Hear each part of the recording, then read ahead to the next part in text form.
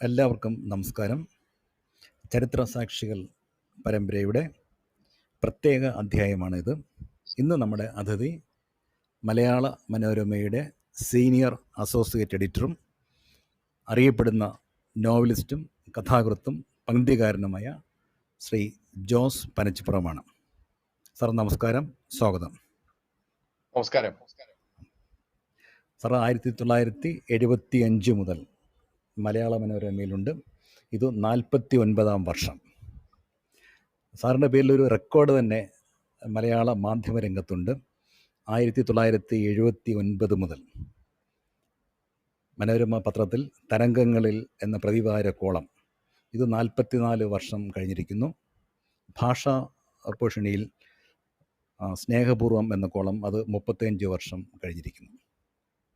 Sir, ഈ മാധ്യമ പ്രവർത്തകനാകും മുമ്പ് കേരളത്തിലെ യുവ കഥാകൃത്തുക്കളിൽ വളരെ ശ്രദ്ധേയമായ സ്ഥാനം നേടിയിട്ടുണ്ട്. അതിനു മുമ്പ് ഒരു കേന്ദ്ര സർക്കാർ സ്ഥാപനത്തിൽ താങ്കൾ പ്രവർത്തിച്ചിട്ടുമുണ്ട്.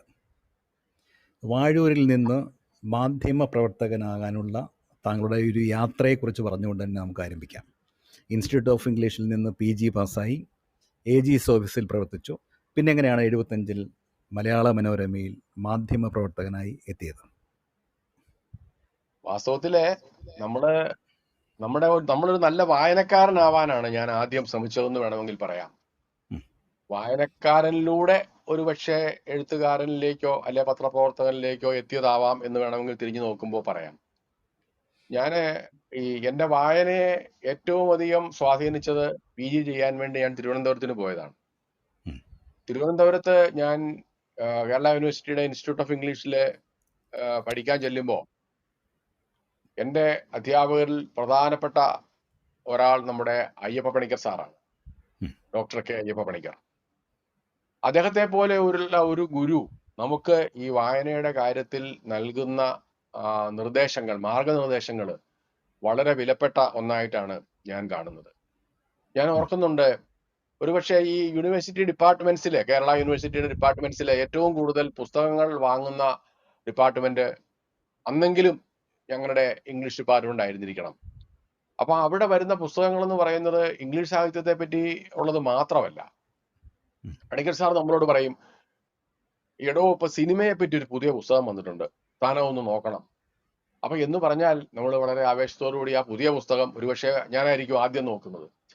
അപ്പൊ അതങ്ങനെ നമുക്ക് എഴുത്തിനെ പറ്റിയും സിനിമയെ പറ്റിയും കലയെ പറ്റിയും അങ്ങനെ അനേകം വിഷയങ്ങളെ പറ്റിയുള്ള പുസ്തകങ്ങൾ വായിക്കാനുള്ള വലിയൊരു അവസരമാണ് അവിടെ വെച്ച് തുറന്നു കിട്ടുമെന്ന് പറയാം. അതിനൊപ്പം അവിടെ വളരെ അടുത്താണ് യൂണിവേഴ്സിറ്റി ലൈബ്രറി, പിന്നെ നമ്മുടെ തിരുവനന്തപുരം പബ്ലിക് ലൈബ്രറി ഉണ്ട്. അതിലൊക്കെ ഉപരിയായിട്ട് വേണമെങ്കിൽ പറയാവുന്നത്, അന്നത്തെ കാലത്ത് തിരുവനന്തപുരത്ത് ബ്രിട്ടീഷ് കൗൺസിൽ ലൈബ്രറി ഉണ്ട്. പിന്നീട് അതിന്റെ പേര് ബ്രിട്ടീഷ് കൗൺസിലിൽ നിന്നും കൗൺസിൽ പോയി ബ്രിട്ടീഷ് ലൈബ്രറി ആയി. അത് കഴിഞ്ഞ് ആ ലൈബ്രറി തന്നെ തിരുവനന്തപുരത്ത് ഇല്ലാതായി. പക്ഷേ വളരെ ഗംഭീരമായ ഒരു ലൈബ്രറി ആയിരുന്നു അത്. അപ്പൊ എനിക്ക് തോന്നുന്നത് മറ്റു ലൈബ്രറികളിലൊന്നും കാണാത്ത, അല്ലെങ്കിൽ ഞാൻ ഒരിടത്തും കണ്ടിട്ടില്ലാത്ത പുസ്തകങ്ങള്, മാസികകള്, ഉദാഹരണത്തിന് നമ്മുടെ സ്റ്റീഫൻ സെന്റർ എഡിറ്റ് ചെയ്ത എൻകൗണ്ടർ മാഗസിൻ ഞാൻ കാണുന്ന അവിടെ വെച്ചാണ്. അതുപോലെ തന്നെ പ്ലേസ് ആൻഡ് പ്ലേ റൈറ്റ്സ് എന്ന് പറഞ്ഞിട്ടൊരു മാഗസിൻ, അതൊന്നും ഞാൻ അതിന് ശേഷം പോലും കാണാൻ കഴിഞ്ഞിട്ടില്ല. അന്ന് അവിടെ നിന്നാണ് കാണുന്നത്. അപ്പൊ അത് നാടകങ്ങളെ പറ്റിയും നാടകകൃത്തുക്കളെ പറ്റിയും മാത്രമുള്ള ഒരു മാഗസിനാണ്. എൻകൗണ്ടർ നമുക്കറിയാമല്ലോ, നമ്മുടെ ആധുനിക ലോകത്തിലെ തന്നെ ആധുനിക സാഹിത്യത്തില് വലിയ ശക്തിയായി തീർന്ന മാഗസിനാണ് എൻകൗണ്ടർ. ഇതൊക്കെ വായിക്കാനുള്ള വലിയ സുവർണ അവസരമാണ് അന്ന് ബ്രിട്ടീഷ് കൗൺസിൽ ലൈബ്രറി തന്നത്. പിന്നീട് പറഞ്ഞതുപോലെ ബ്രിട്ടീഷ് ലൈബ്രറി ആയി. പിന്നെ ആ ലൈബ്രറി തന്നെ തിരുവനന്തപുരത്ത് നഷ്ടപ്പെട്ടു. അതൊരു വലിയ നഷ്ടം തന്നെയാണ് ഇപ്പോഴും. പിന്നെ അത് കഴിഞ്ഞ് ഈ നേരത്തെ പറഞ്ഞതുപോലെ ഞാൻ AG's ഓഫീസിലെ കുറച്ചു കാലം 9 മാസമേ അവിടെ ജോലി ചെയ്തിട്ടുള്ളൂ. പക്ഷെ അവിടെ ജോലി ചെയ്യുമ്പോഴും ഞാൻ ഒരു വിദ്യാർത്ഥിയായി തുടരുകയായിരുന്നെന്ന് എനിക്ക് തോന്നുന്നു. കാരണം എല്ലാ ലൈബ്രറികളിലും ഞാൻ അംഗമാണ്, എല്ലാ ലൈബ്രറികളിലും ഞാൻ കയറി ഇറങ്ങുന്നു. പിന്നെ അന്ന് ആ വായനയുടെ നല്ല കാലത്ത് സർക്കാർ ജോലി എന്ന് പറയുമ്പോൾ 5 മണി കഴിഞ്ഞ് നമ്മൾ ഫ്രീ ആയതുകൊണ്ട് നമുക്ക് രാത്രിക്കൊക്കെ എഴുതാനും സമയം കിട്ടുന്നു. ഇപ്പൊ നമുക്കറിയാം പത്രപ്രവർത്തനമൊക്കെ ആയി കഴിയുമ്പോൾ നമുക്ക് നമ്മുടെ സമയം നമ്മുടെ നിയന്ത്രണത്തിലല്ല. ഈ ലോകത്ത് നടക്കുന്ന സംഭവങ്ങളാണ് നമ്മുടെ സമയത്തെ നിശ്ചയിക്കുകയും നിർണ്ണയിക്കുകയും ചെയ്യുന്നതെന്നുള്ളത് കൊണ്ട് നമുക്ക് എപ്പോഴാണ് സാവകാശം കിട്ടുക എന്ന് പറയാൻ വയ്യ, അല്ലെങ്കിൽ അത് സാവകാശം കിട്ടുന്നില്ല എന്നും പറയാം. അപ്പോൾ അങ്ങനെയാണ് ഞാൻ എഴുത്തിലേക്ക് വന്നത്. ഒരുപക്ഷെ ഞാൻ ഏറ്റവും കൂടുതൽ എഴുതിയിട്ടുള്ളത് തിരുവനന്തപുരത്ത് PGക്ക് പഠിക്കുമ്പോഴും, പിന്നീട് തിരുവനന്തപുരത്ത് തന്നെ അവിടെ വെച്ചു തിരുവനന്തപുരത്ത് തന്നെ നമ്മൾ അവിടെ തുടരുമ്പോഴും, അതായത് ജോലിക്കാരനായി തുടരുമ്പോഴും, അങ്ങനെയാണ് നമ്മുടെ ആ വായനയുടെയും എഴുത്തിന്റെയും ഒരു വസന്തകാലം എന്ന് വേണമെങ്കിൽ പറയാം. പിന്നെ മുമ്പ് പറഞ്ഞ മാതിരി നല്ല അധ്യാപകരെ അല്ലെങ്കിൽ ഒരു സാംസ്കാരിക അന്തരീക്ഷം അന്ന് തിരുവനന്തപുരത്തുണ്ട്, ഇപ്പോഴും ഉണ്ടെന്ന് തന്നെയാണ് ഞാൻ കരുതുന്നത്. അങ്ങനെയൊക്കെ ആവാം. പക്ഷെ അന്നൊന്നും ഞാൻ പത്രപ്രവർത്തകനാകും എന്നൊന്നും എനിക്കന്ന് അങ്ങനെ തോന്നലൊന്നുമില്ല. പക്ഷെ അത് കഴിഞ്ഞ് ഞാൻ ഈ സർക്കാർ ഉദ്യോഗസ്ഥനായിരിക്കുമ്പോൾ എനിക്ക് എപ്പോഴും തോന്നിയിട്ടുള്ള ഒരു കാര്യം, ഈ ഫയലുമായി അല്ലെങ്കിൽ സർക്കാർ രേഖകളുമായി ഇങ്ങനെ രാവിലെ മുതൽ വൈകുന്നേരം വരെ കുത്തിപിടിക്കുന്നതല്ല. എനിക്ക് കൗതുകമുള്ളത് വായനയും എഴുത്തും അക്ഷരങ്ങളും ഒക്കെയുള്ള ഒരു ലോകമാണെന്നുള്ള തോന്നൽ എനിക്കുണ്ടായിരുന്നു. അങ്ങനെയാണ് ഈ മലയാള മനോരമയില് ജേർണലിസ്റ്റുകളെ ക്ഷണിച്ചുകൊണ്ട് അവരുടെ പരിശീലന പരിപാടിക്ക് വേണ്ടി ക്ഷണിച്ചപ്പോ ഞാനും അപേക്ഷിച്ചു. വാസ്തവത്തില് ഇപ്പൊ നമ്മൾ തിരിഞ്ഞു നോക്കുമ്പോൾ വളരെ സാഹസികമായ ഒരു തീരുമാനമായിരുന്നു. ഞാനിവിടെ ടെസ്റ്റ് എഴുതി, ഇന്റർവ്യൂ കഴിഞ്ഞു, എനിക്ക് ഇവിടെ ജോയിൻ ചെയ്യാൻ പറഞ്ഞപ്പോ, അന്നത്തെ കാലത്ത് 1975 ഇവിടെ പത്രപ്രവർത്തന പരിശീലനത്തിന് വരുന്ന ഒരാൾക്ക് കിട്ടുന്ന ശമ്പളം എന്ന് പറയുന്നത് നമുക്കറിയാം, അന്ന് അത്ര വലിയ ശമ്പളമൊന്നും അല്ല അന്ന് കിട്ടുന്നത്. അപ്പൊ അന്ന് ഞാന് തിരുവനന്തപുരത്ത് AG's ഓഫീസിൽ ഞാൻ ഒരുപക്ഷെ അതിന്റെ ഒരു 4 മടങ്ങ് ശമ്പളം അന്ന് ഞാൻ AG's ഓഫീസിൽ വാങ്ങുന്നുണ്ട്. അപ്പോ വാസ്തവത്തില് ഞാൻ എൻ്റെ ഫാദറിനോട് ചോദിച്ചു, എൻ്റെ അച്ഛനോട് ചോദിച്ചു, ഇങ്ങനെ ഒരു പരിപാടി വരുന്നുണ്ട് മനോരമയിൽ ഇങ്ങനെ. അപ്പൊ അദ്ദേഹം എന്നോട് പറഞ്ഞു, ഇതൊക്കെ നിന്റെ ഇഷ്ടം, നിനക്ക് ഏതാ ഇഷ്ടം എന്ന് വെച്ചാൽ അതിന് പോവാം. അപ്പോ എൻ്റെ കൂട്ടുകാർ തന്നെ തിരുവനന്തപുരത്ത് പലരും വിചാരിച്ചു ഞാൻ എന്താണ് ഈ ചെയ്യുന്നത്, കാരണം കേന്ദ്ര ഗവൺമെന്റിന്റെ ജോലി ഒക്കെ ഉപേക്ഷിച്ചിട്ട് നമ്മളൊരു പത്രപ്രവർത്തകനാകാൻ പത്രസ്ഥാപനത്തിലേക്ക് പോകും. പക്ഷെ അന്ന് നമുക്ക് തോന്നിയത് അക്ഷരങ്ങളുടെയും ഈ എഴുത്തിന്റെയും വായനയുടെയും ഒക്കെ ലോകമാണ് നമ്മുടേത്, അതിലേക്ക് തന്നെയാണ് പോകേണ്ടതെന്ന് വിചാരിച്ച് തന്നെയാണ് നമ്മൾ ഇതിലേക്ക് വന്നത്.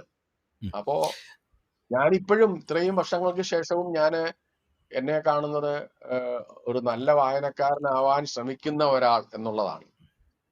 കാരണം ആദ്യമായിട്ട് എഴുതി തുടങ്ങിയത് കഥകളാണോ അതോ?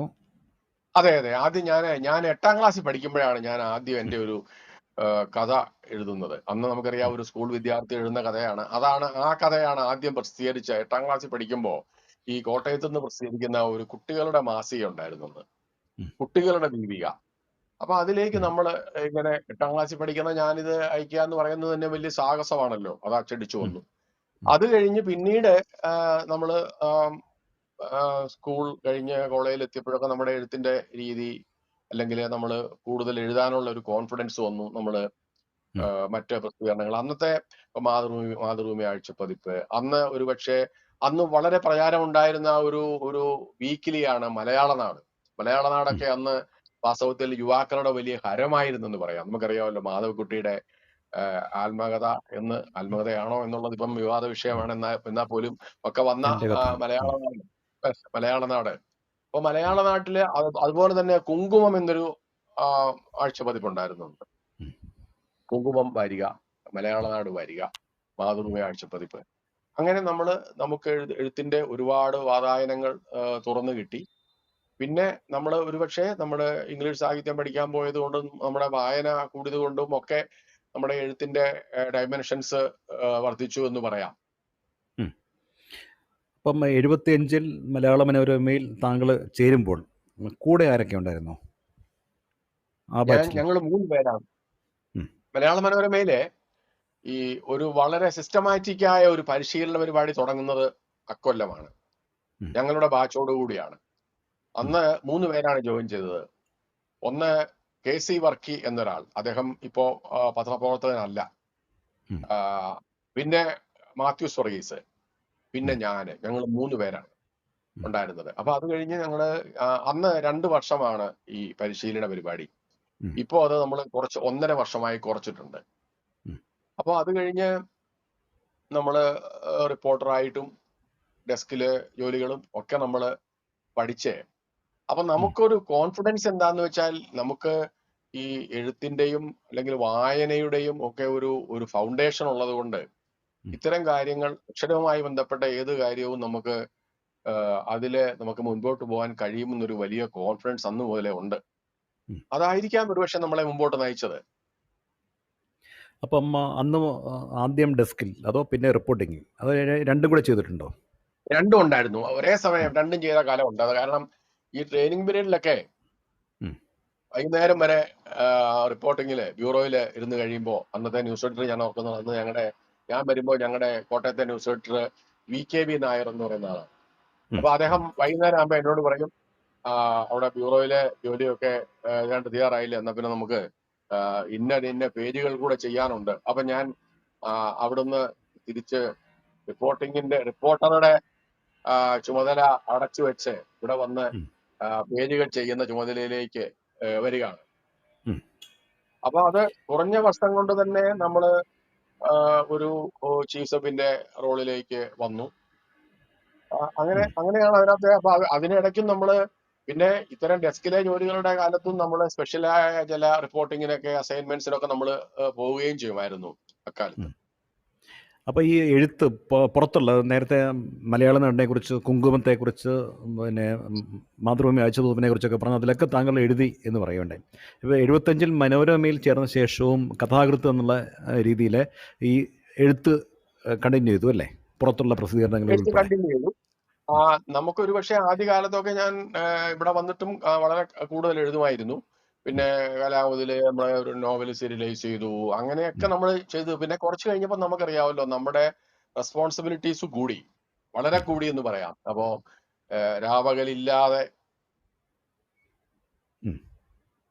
രാപകലില്ലാതെ ഉള്ള ഒരു ജോലിയാണല്ലോ. പിന്നെ നമ്മുടെ ഈ പറയുന്ന പ്ലാനിങ്ങിന്റെ ലെവലിലേക്ക് വന്നപ്പോൾ നേരം വെളുക്കുമ്പോൾ തൊട്ടേ നമ്മൾ ഇതിന്റെ പിന്നാലെ, വാർത്തകളുടെ പിന്നാലെ, സംഭവങ്ങളുടെ പിന്നാലെ നടക്കുന്നത് കൊണ്ട് പിന്നെ നമുക്ക് ഒരുപക്ഷെ അങ്ങനെ ക്ഷമയോടുകൂടി കുറച്ച് സമയം കഥകൾക്ക് വേണ്ടി അല്ലെ എഴുത്തിന് വേണ്ടി മാറ്റിവെക്കുക എന്നുള്ളത് വളരെ ബുദ്ധിമുട്ടായി തീർന്നു. ഞാൻ തിരിഞ്ഞു നോക്കുമ്പോൾ എനിക്ക് തോന്നിയിട്ടുണ്ട്, ഞാൻ തുടങ്ങി വെച്ച് ഒരു പേജ് എഴുതി ഉപേക്ഷിച്ച ഒരുപാട് കഥകളുണ്ടെന്ന് വേണമെങ്കിൽ പറയാം. ഒരു രാത്രി നമുക്ക് തോന്നുന്നു ഇതൊരു കൊള്ളാവുന്ന വിഷയമാണ്, നമുക്കൊന്ന് എഴുതി തുടങ്ങാം. തുടക്കമൊക്കെ ചിലപ്പോൾ നമുക്ക് പെട്ടെന്ന് കിട്ടും. നമ്മൾ തുടക്കമൊക്കെ എഴുതി 2 പേജൊക്കെ എഴുതി കഴിയുമ്പോഴായിരിക്കും ഓഫീസിൽ നിന്ന് വിളി വരുന്നു, ഒരു പ്രധാനപ്പെട്ട ആള് ഇതാ മരിച്ചു എന്ന് പറഞ്ഞാൽ നമ്മുടെ മരിച്ച ആളുടെ കഥ കഴിയുന്നത് പോലെ നമ്മുടെ കഥയും കഴിയുകയാണ് നമ്മൾ ആ ദിവസത്തേക്ക്. അപ്പം നമ്മള് ചിലപ്പം വീണ്ടും ഓഫീസിലേക്ക് വരുന്നു. ഞാൻ ഓർക്കുന്നുണ്ട് നമ്മുടെ രാജീവ് ഗാന്ധി കൊല്ലപ്പെട്ട അല്ലെങ്കിൽ അദ്ദേഹം പൊട്ടിച്ചിതറിപ്പോയ ആ ദിവസം ഞാനിവിടെ നിന്ന് ഡെസ്കിലെ ജോലിയൊക്കെ തീർത്ത് പേജുകളൊക്കെ അയച്ച് നമ്മൾ പ്രിന്റിങ് തുടങ്ങാറൊക്കെ ആയപ്പോഴാണ് ഞാൻ വീട്ടിലേക്ക് പോയത്.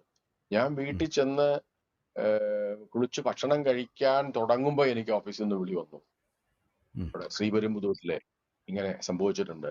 അപ്പൊ അപ്പോൾ തന്നെ ഞാൻ അവിടുന്ന് പുറപ്പെടുകയായി. അപ്പോൾ തന്നെ തിരിച്ച് ഞാൻ ഓഫീസിലേക്ക് വരുന്നു. അപ്പൊ ഒരുപക്ഷെ ഞാനും എൻ്റെ അന്ന് നമ്മൾ ജോലി കഴിഞ്ഞു പോയ സഹപ്രവർത്തകരെ പലരെയും വിളിച്ചു വരുത്തി ഞങ്ങള് രാത്രി മുഴുവൻ ഇവിടെ ഇരുന്നിട്ടാണ് പലതവണ പേജുകൾ മാറി. അപ്പം പുലയാറായപ്പോഴത്തേക്കും നമ്മൾ വളരെ അപ്ഡേറ്റഡ് ആയ ഒരു പത്രമാണ് നമ്മൾ ഇറക്കുന്നത്.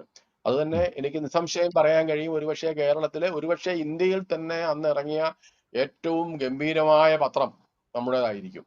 അത്രയേറെ നമ്മുടെ സഹപ്രവർത്തകര് എല്ലാവരും കൂടെ ചേർന്നിട്ട് ഇറക്കിയ ഒരു പ്രൊഫഷണൽ ആയിട്ടുള്ള ഒരു ത്രില്ലില് നമ്മുടെ എല്ലാവരും കൂടെ ചേർന്നിട്ടാണ് അങ്ങനെ ഈ പത്രം നിർമ്മിച്ചുകൊണ്ടിരുന്നത്. ഇപ്പോഴും അങ്ങനെ തന്നെയാണ്. അപ്പോൾ 1980-ൽ ഈ ലേ ഔട്ടിന് താങ്കൾക്ക് ദേശീയ പുരസ്കാരം ലഭിച്ചല്ലോ.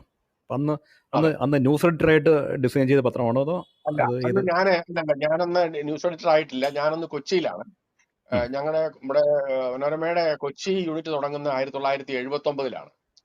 അപ്പോ ഞാൻ ഇവിടുന്ന് വളരെ ജൂനിയറായ ഒരാളായിട്ടാണ് ഞാനന്ന് ഇവിടുന്ന് കോട്ടയത്ത് നിന്ന് കൊച്ചിയിലേക്ക് പുതിയ പത്രം എഡിഷൻ തുടങ്ങാൻ വേണ്ടി പോകുന്നത്. അവിടെ ചെന്നപ്പോൾ തന്നെ ഞാനൊരു ചീഫ് സബിന്റെ റോളാണ് വഹിക്കുന്നത്. 1980 തയ്യാറാക്കിയ. അപ്പൊ ഞാൻ ഫിസിക്കലി അന്ന് ഇന്നത്തെ പോലെ അല്ലല്ലോ, നമ്മുടെ സിസ്റ്റത്തിലല്ല ചെയ്യുന്നത്. നമ്മള് ഉം. ഫിസിക്കലി നമ്മള് ഡമ്മിയൊക്കെ വരച്ച് നമ്മള് വർസില് ഈ നമ്മളൂടെ പോയി നിന്ന് തയ്യാറാക്കുന്ന പേജുകളാണെന്ന്. ഉം. അത് 1980 പേജിന് 81 കേന്ദ്ര ഗവൺമെന്റിന്റെ ഈ അവാർഡ് അനൗൺസ് ചെയ്തത്. ഉം. അത് നമ്മൾ ഡൽഹിയിൽ പോയി വാങ്ങി. അത് ഏത് എനിക്ക് തോന്നുന്നു ഏതെങ്കിലും പ്രത്യേക വാർത്തയുള്ള ദിവസത്തെ പത്രമായിരുന്നോ? അല്ല, എന്നാൽ അത് അന്ന് വളരെ വലിയ ന്യൂസ് ബ്രേക്ക് ഉള്ള ദിവസം അല്ലായിരുന്നു എന്നുള്ളതാണ്. അതാണ് ഉം. എനിക്കും തോന്നിയിട്ടുള്ള അത്ഭുതം. വലിയൊരു ന്യൂസ് ബ്രേക്ക് ഉള്ള ദിവസമാണെങ്കിൽ നമുക്ക് അതെ എല്ലാ അതെ. പത്രങ്ങളുമായിട്ട് കമ്പയർ ചെയ്യാൻ വളരെ സാധ്യതയുണ്ട്. പക്ഷെ അന്ന് ഉം. അവരങ്ങനെയൊന്നും നോക്കിയല്ല. അവരെന്താണ് അതിന്റെ നമ്മൾ ഇപ്പൊ പറയുന്ന മാതിരി അന്നൊരു പക്ഷേ എനിക്ക് തോന്നുന്നത് നമ്മുടെ ഒരു മോഡുലർ ലേഔട്ട് ഒന്നും എനിക്ക് തോന്നുന്നത് ഇന്ത്യയിലെങ്ങും വന്നിട്ടില്ല അന്നത്തെ കാലത്ത്. ഉം. പക്ഷെ എന്നിട്ടും നമ്മുടെ പത്രത്തിന് കുറെ ഒരു മോഡുലർ സ്വഭാവമൊക്കെ ഉണ്ടായിരുന്നത് കൊണ്ടാവാം എന്നാണ് എനിക്ക് പിന്നെ തോന്നിയിട്ടുള്ളത്. ഉം. നമ്മുടെ ഒരു 1980s ആണല്ലോ കേരളത്തിലേക്ക് നമ്മുടെ വിദേശ പത്രങ്ങളുടെ ഒരു ഉം. വിദേശ പത്രങ്ങളുടെയൊക്കെ ഒരു ഇൻഫ്ലുവൻസിൽ, അല്ലെങ്കിൽ നമ്മുടെ പുതിയ ഈ റിസർച്ച് ഒക്കെ ഒരുപാട് നടന്നു കഴിഞ്ഞിട്ട് 80s ലോകത്തൊട്ടാകെ തന്നെ മോഡുലർ ലേഔട്ടും ഒക്കെ വന്നത്. കേരളത്തിലേക്ക് അത് വന്നപ്പം മലയാളത്തിൽ ആദ്യം മോഡുലർ ആയ പത്രം നമ്മുടെ പത്രമാണ്, മനോരമയാണ്. ഞാൻ ഇപ്പോഴും ഓർക്കുന്നുണ്ട് 1984 നമ്മൾ മോഡുലർ ആയത്. അത് കഴിഞ്ഞ് മലയാളത്തിലെ മറ്റു പത്രങ്ങളും മോഡുലർ ലേഔട്ടിലേക്ക് വന്നു. അപ്പോൾ താങ്കൾ 79 തരംഗങ്ങളിൽ എന്ന പ്രതിവാര പങ്ക്തി എഴുതാൻ ആരംഭിച്ചത്. ഇപ്പം 44 വർഷം കഴിഞ്ഞു അല്ലേ? അപ്പോൾ ഇത് ഈ പങ്ക്തി എഴുതാൻ പങ്ക്തിയിലേക്ക് എങ്ങനെ വന്നു അതിനെക്കുറിച്ച് പറയുമോ? പങ്ക്തിയിലേക്ക് വന്നത്, ഞാൻ അക്കാലത്തൊക്കെ മനോരമയുടെ ഞായറാഴ്ച പതിപ്പിലൊക്കെ ചില ലൈറ്റായ ചില ആർട്ടിക്കിൾസ് ഒക്കെ അന്ന് എഴുതിയിരുന്നു. അപ്പം ഈ ലോകത്തൊട്ടാകെ നമുക്ക് ഈ പത്രങ്ങളിൽ മിഡിൽ പീസ് എന്ന സങ്കല്പം ഉണ്ടെന്ന് എനിക്കറിയാം. ഞാൻ പത്രങ്ങളൊക്കെ കാണാറുണ്ടായിരുന്നു. അപ്പോ അന്നത്തെ ഞങ്ങളുടെ ചീഫ് എഡിറ്റർ KM മാത്യു പറഞ്ഞു, ജോസിന് ചെയ്യാൻ പറ്റുന്ന ഒരു കാര്യമാണിത്, ഇതൊന്ന് എഴുതി നോക്കണം. അപ്പൊ നമ്മൾ അങ്ങനെയാണ് ഇതിലേക്ക്. അപ്പൊ അന്ന് വളരെ ജൂനിയറായ ഒരാളോട് ഒരു കോളം കൈകാര്യം ചെയ്യാൻ പറയുന്നത് തന്നെ ഒരു പക്ഷേ മലയാളത്തിൽ ഒരു പുതിയ അനുഭവം ഒക്കെയാണ്. നമ്മൾ അങ്ങനെയാണ് 1979 നമ്മൾ കൊച്ചി യൂണിറ്റ് തുടങ്ങിയ ആ കാലത്താണ് നമ്മൾ എഴുതി തുടങ്ങിയത്. അത് പിന്നീട് അത് പുതിയ നമ്മള് വാസ്തവം പറഞ്ഞ അതിനകത്ത് അന്ന് അതിലൊരു കഥാപാത്രങ്ങളൊന്നും ഉണ്ടായിരുന്നില്ല എന്ന് വേണേൽ പറയാം. അതിന് കുറെ കാലം കഴിഞ്ഞപ്പോഴാണ് നമ്മൾ അതിനകത്ത് ചില കഥാപാത്രങ്ങളെ കൊണ്ടുവന്നു. ഉദാഹരണത്തിന് അതിനകത്തൊരു അപ്പുക്കുട്ടൻ വന്നു. ഈ അപ്പുക്കുട്ടൻ എന്ന് പറയുന്നത് ഒരു കോമൺ മാന്റെ പ്രതിനിധിയായിട്ട്, എല്ലാ സാധാരണക്കാരുടെയും പ്രതിനിധിയായ ഒരു അപ്പുക്കുട്ടൻ വന്നു. അങ്ങനെ അപ്പുക്കുട്ടന്റെ ഒരു സുഹൃത്ത് വന്നു. സുഹൃത്തിന്റെ പേര് നമ്മള് കഷ്ടകാലൻ നായർ എന്നായിരുന്നു ആദ്യം അദ്ദേഹത്തിന്റെ പേര് എന്ന് പറയാം. അത് കുറച്ച് കഴിഞ്ഞപ്പോ ആ കഷ്ടകാൽജി എന്ന് ബഹുമാന പുരസ്സരം അത് വേറൊരു ആ പേരിൽ ചെറിയ മാറ്റം വരുത്തി. അങ്ങനെയൊക്കെയാണ് നമ്മള് ഇതിങ്ങനെ. അപ്പം കാലം മാറുന്നതനുസരിച്ചിട്ട് അതിന്റെ രീതികളിലൊക്കെ കുറച്ച് മാറ്റം വന്നിട്ടുണ്ട്. എന്നാലും ഈ പറഞ്ഞ മാതിരി സന്തോഷമുള്ളൊരു കാര്യം, ഈ ഒരു സറ്റയറായിട്ട് എഴുതുന്ന ഈ കോളത്തിന്റെ ഒരു ഗുണം ഞാൻ മനസ്സിലാക്കിയിട്ടുള്ളത്, ഒരുപാട് ആളുകൾക്ക് ആരും അറിയാത്ത കുറെ ആളുകളുടെ ചെറിയ വിഷയങ്ങളൊക്കെ അതിൽ അവതരിപ്പിക്കുമ്പോൾ അവർക്ക് അതുകൊണ്ട് കിട്ടുന്ന പ്രയോജനങ്ങൾ പല ആളുകളും എന്നെ വിളിച്ചിട്ട് പറയാറുണ്ട്. ഇപ്പൊ അടുത്ത കാലത്ത് തന്നെ ഒരു ഹെഡ് മാസ്റ്റർ എന്നെ വിളിച്ചിട്ട് പറഞ്ഞു, അദ്ദേഹത്തിന് ഹെഡ് മാസ്റ്റർ ആവുന്നതിന് എന്തോ ഒരു തടസ്സം ഉണ്ടായിരുന്നു, എന്തോ ഒരു നമ്മുടെ ഈ ചട്ടങ്ങളുടെ എന്തോ ഒരു പ്രശ്നം. അപ്പൊ അതിനെപ്പറ്റി ഞാൻ തമാശയായിട്ട് എഴുതി കഴിഞ്ഞപ്പോ അദ്ദേഹം വിശ്വസിക്കുന്നത് ഞാൻ എഴുതുന്നത് കൊണ്ട് മാത്രമാണ് അദ്ദേഹത്തിന് ഹെഡ് മാസ്റ്റർ ആകാൻ കഴിഞ്ഞതാണ്.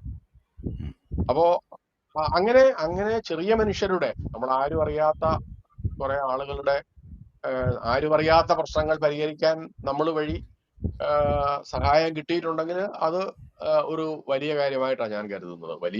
ഒരുപക്ഷെ ഈ ലോകത്തെ മാറ്റിമറിക്കുന്ന കാര്യങ്ങളൊന്നും നമ്മുടെ ഒരു കോളം കൊണ്ട് സാധിക്കുമെന്ന് ഞാൻ വിചാരിക്കുന്നില്ല. പക്ഷെ എന്നാലും സാധാരണക്കാരായ ആളുകളുടെ ചില പ്രശ്നങ്ങളെങ്കിലും നമ്മൾ വഴി പരിഹരിച്ചിട്ടുണ്ടെങ്കിൽ തീർച്ചയായും അതൊരു നല്ല കാര്യമാണെന്ന് എനിക്ക് തോന്നുന്നു. സറ്റയർ ആണെങ്കിലും ഒരു സമകാലിക പ്രശ്നങ്ങൾ ഒക്കെയാണല്ലോ അതിൽ വരുന്നത് മുഖ്യമായിട്ടും. ഇതിനുള്ള അതെ, തീം അല്ലെങ്കിൽ വിഷയം എവിടെ നിന്നാണ് കിട്ടുന്നത്? വിഷയം എനിക്ക് തോന്നുന്നത് ഈ വിഷയങ്ങള് ഉം. പ്രത്യേകിച്ചും ഈ പുലരും മുതൽ ഈ പുലരും വരെ കഥകളി എന്ന് പറയുന്നത് പോലെ പുലരും മുതൽ പുലരും വരെ തന്നെ നമ്മൾ ഈ വാർത്തകളുടെ നടുക്ക് ഇരിക്കുന്നത് കൊണ്ട് നമുക്ക് തിരഞ്ഞെടുക്കാൻ പറ്റിയ ചില വാർത്തകൾ നമ്മളിലേക്ക് നമ്മൾ അറിയാതെ വന്നു ചേരുമെന്നാണ് എനിക്ക് തോന്നുന്നത്. ഇപ്പൊ നമ്മള് ഉം. എല്ലായിടത്തും നിന്നുള്ള വാർത്തകൾ നമ്മൾ കാണുന്നു, മറ്റു പത്രങ്ങൾ നമ്മൾ കാണുന്നു, നമ്മുടെ റിപ്പോർട്ടേഴ്സുമായിട്ടും നമ്മുടെ കൊളീഗ്സുമായിട്ടും നമ്മൾ നിരന്തരം 24 hours നമ്മൾ കമ്മ്യൂണിക്കേഷനിലാണ്. അപ്പൊ ഇതിൽ നിന്നൊക്കെ നമുക്ക് ഓരോ ആഴ്ചയും എന്തെങ്കിലും ഒന്ന് വീണ് കിട്ടും. അത് പിന്നെ ഉം. അത് പിന്നെ നമ്മള് നമ്മുടെ ഒരു വായനയുടെ ഒരു ഒരു ബാക്ക്ഗ്രൗണ്ട് ഉള്ളത് കൊണ്ടാവാം എനിക്ക് ചിലപ്പോ അത് ഒരു കഥ ഇവിടുത്തെ ഒരു കഥ കിട്ടുമ്പോൾ നമ്മളത് ഷേക്സ്പിയറിലേക്ക് കണക്ട് ചെയ്യുന്നു, അല്ലെങ്കിൽ നമ്മള് ഒരു ഒരു വേറെ ഒരു നാഷണൽ പെർസ്പെക്റ്റീവിലേക്ക് നമ്മളത് എക്സ്റ്റെൻഡ് ചെയ്യുന്നു. അങ്ങനെ നമുക്കത് നമ്മുടെ കയ്യിൽ കിട്ടുന്ന ചെറിയ ഒരു തീം നമ്മൾ വികസിപ്പിച്ച് മറ്റു തലങ്ങളിലേക്ക് കൊണ്ടുപോയി ഒരു ഒരു ഒരു കലാരൂപമാക്കി തീർക്കുന്നു എന്ന് വേണമെങ്കിൽ പറയാമെന്ന് തോന്നുന്നു. താങ്കളൊരു കഥാകൃത്തായതുകൊണ്ട് അനുബന്ധമായ ഒരു ചോദ്യം ഇവിടെ ചോദിക്കേണ്ടത് ആവശ്യമുണ്ട്. ഇപ്പോൾ ഈ വാർത്തകളിൽ നിന്ന് അല്ലെങ്കിൽ നമ്മൾ നേരിട്ട് അറിയുന്ന സംഭവങ്ങളിൽ നിന്ന് താങ്കളുടെ കഥകൾ ഉണ്ടായിട്ടുണ്ടോ? തീർച്ചയായിട്ടും ഉണ്ടായിട്ടുണ്ട്. ഞാൻ ഇപ്പോഴും ഓർക്കുന്ന വളരെ രസകരമായ ഒരു ഒരു ഒരു ഉദാഹരണം പറയാം. ഞാൻ കൊച്ചിയിൽ വർക്ക് ചെയ്യുമ്പോൾ രാത്രിയിൽ നമുക്കറിയാമല്ലോ, വളരെ ലേറ്റ് നൈറ്റ് ഷിഫ്റ്റ് ഇരിക്കുന്ന ആളുകൾക്ക് വളരെ അസാധാരണമായ അനുഭവങ്ങളൊക്കെ ഉണ്ടാവും. ഞാൻ അവിടെ ഒരു ദിവസം നൈറ്റിൽ ഇങ്ങനെ ഇരിക്കുമ്പോൾ ഒരാള് നമ്മുടെ റിസപ്ഷനിൽ നിന്ന് പറഞ്ഞു ഒരാൾ ഇങ്ങോട്ട് വരുന്നുണ്ട്. അപ്പോൾ ഞാൻ പറയട്ടെ, ഞാനത് സ്വീകരിച്ചിരുത്തുന്നു. അപ്പം പറഞ്ഞു ഇന്നടത്ത് ഇന്നയാള് മരിച്ചുപോയി, ആ വിവരം പറയാൻ വേണ്ടി വന്നാണ്. അപ്പൊ നമുക്കറിയാം രാത്രിയില് അപ്പം അദ്ദേഹം നന്നായിട്ട് മദ്യപിച്ചിട്ടുണ്ട്. അപ്പോ നമുക്ക് തോന്നി രാത്രി നല്ലപോലെ മദ്യപിച്ച ഒരാൾ വന്ന് ഇന്നയാള് മരിച്ചുപോയെന്ന് പറഞ്ഞാൽ നമ്മൾ എങ്ങനെ വിശ്വസിക്കും? അപ്പോ നമ്മൾ പറഞ്ഞു എന്താണ് നിങ്ങളുടെ ഫോൺ നമ്പർ തരണം. അന്ന് മൊബൈൽ ഫോൺ ഇല്ലാന്ന് ഓർക്കണം, ലാൻഡ് ഫോൺ നമ്പർ നമ്മൾ വാങ്ങുന്നു. എന്നിട്ട് പറഞ്ഞു നമ്മള് പറഞ്ഞതൊക്കെ എഴുതിയെടുത്തു. എന്നിട്ട് നമ്മൾ പറഞ്ഞു നിങ്ങളെ എപ്പോ വീട്ടിൽ ചെല്ലും? ഞാനിപ്പോ ഒരു 1/4 മണിക്കൂറിനകം ചെല്ലും. അപ്പൊ നമ്മള് സംശയം ഉണ്ട് തിരിച്ചു വിളിക്കും എന്ന് പറഞ്ഞ് എന്തിനാന്ന് വെച്ചാൽ ഇതൊരു റിയൽ നമ്പർ ആണെന്നും അല്ലെങ്കിൽ റിയൽ ആയിട്ട് ഒരാൾ മരിച്ചിട്ടുണ്ടോ എന്നൊക്കെ വെരിഫൈ ചെയ്യാൻ വേണ്ടിയുള്ള നമ്മുടെ ചില പൊടിക്കൈകളാണല്ലോ. അപ്പൊ ഇങ്ങനെയൊക്കെ ചോദിച്ച് അപ്പോ അദ്ദേഹം ചോദിച്ചു നിങ്ങൾക്ക് സംശയമാണോ? ഈ സംശയമല്ല, സംശയം ഉണ്ടാകാം എപ്പോഴാണേലും, സംശയം ഉണ്ടായാൽ വിളിക്കാൻ വേണ്ടി. അപ്പൊ അദ്ദേഹം എന്നോട് പറഞ്ഞു നിങ്ങൾ എന്റെ കൂടെ താഴേക്ക് ഒന്ന് ഇറങ്ങി വരാമോ? ഞാൻ അപ്സ്റ്റെയറിലാണ് നമ്മുടെ എഡിറ്റോറിയൽ റൂം. ഞാൻ പറഞ്ഞു എന്തിനാണ്? താഴെ ബോഡി അവിടെ ഉണ്ട്, എനിക്ക് കാണാൻ.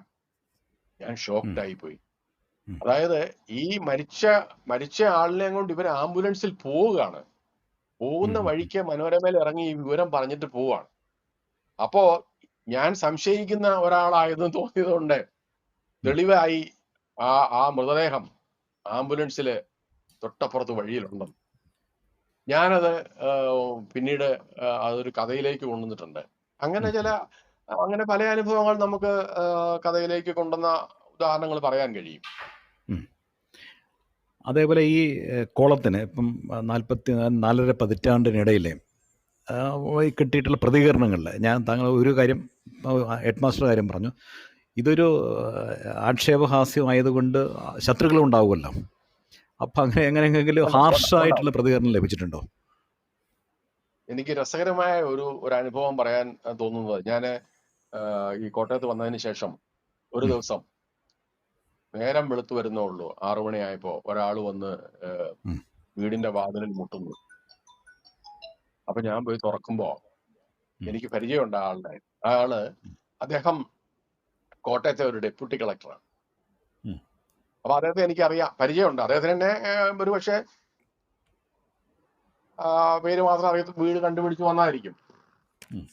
അപ്പോ ഞാൻ അദ്ദേഹത്തോട് സ്നേഹപൂർവ്വം പറഞ്ഞു സാറുവാ കയറിയിരിക്കാന്നൊക്കെ പറഞ്ഞു. അപ്പൊ അദ്ദേഹം രോഷാകുലനാണ്. അദ്ദേഹം പറഞ്ഞു ഞാൻ കയറിയിരിക്കാനൊന്നും വന്നതല്ല, നിങ്ങളെ ഒന്ന് കാണാൻ വന്നതാണ്. ഞാൻ പറഞ്ഞു എന്നാലും നമുക്ക് കയറിയിരിക്കേ എന്നൊക്കെ പറഞ്ഞ് ഒരു ചായ കുടിക്കാം എന്നൊക്കെ പറഞ്ഞു. പക്ഷെ ഞാൻ ഇത് ലൈറ്റ് ആക്കാൻ ശ്രമിച്ചെങ്കിലും അദ്ദേഹം അതിന് വഴങ്ങിയില്ല. അദ്ദേഹം പറഞ്ഞു നിങ്ങളെ എങ്ങനെ കൈകാര്യം ചെയ്യണമെന്ന് എനിക്കറിയാം. ഞാൻ പറഞ്ഞു എന്തിനാണ് ഈ ഈ രാവിലെ എന്നെ എന്തിനാണ് കൈകാര്യം ചെയ്യുന്നത്, ഇതാറ് ഇരുന്ന് നമുക്ക് വർത്താനം പറയാമെന്ന് പറഞ്ഞു. ഉം. അപ്പൊ അദ്ദേഹം പറഞ്ഞു, നിങ്ങൾ ഇന്ന് എഴുതിയിട്ടുണ്ടല്ലോ, ഉം. അത് എന്റെ ഭാര്യയെ പറ്റിയാണ്. ഞാൻ ഉം. പറഞ്ഞു, ഞാൻ ആരുടെങ്കിലും ഭാര്യയെ പറ്റി ഒന്നും എഴുതാനായിട്ട് തോന്നുന്നില്ലല്ലോ, ഉം. എന്നാൽ എന്റെ ഭാര്യയെ പറ്റിയാണ്. അത് സംഭവം എന്താന്ന് വെച്ചാൽ, ഉം. അതായത് അദ്ദേഹത്തിന്റെ ഭാര്യ ഉം. ഒരു ബ്യൂട്ടി പാർലർ നടത്തുന്നുണ്ട്. ഉം. എനിക്കറിയാം ആ ബ്യൂട്ടി പാർലർ, ഞാൻ ബ്യൂട്ടി പാർലറിൽ പോയിട്ടില്ലെങ്കിലും. അപ്പോ അദ്ദേഹത്തിന്റെ ഭാര്യ നടത്തുന്നത് കൊണ്ട് ഡെപ്യൂട്ടി കളക്ടർ എന്ന ബോർഡ് വെച്ച, കേരള സ്റ്റേറ്റ് എന്ന ബോർഡ് വെച്ച വണ്ടിയിലാണ് അവിടെ ബ്യൂട്ടി പാർലറിലേക്ക് ആളുകളെ കൊണ്ടുവരുന്നതും തിരിച്ചു കൊണ്ടുപോകുന്നതും ഒക്കെ. അത് ഞാൻ ഉം. മിക്കപ്പോഴും കാണുന്ന ഒരു സംഭവമാണ്.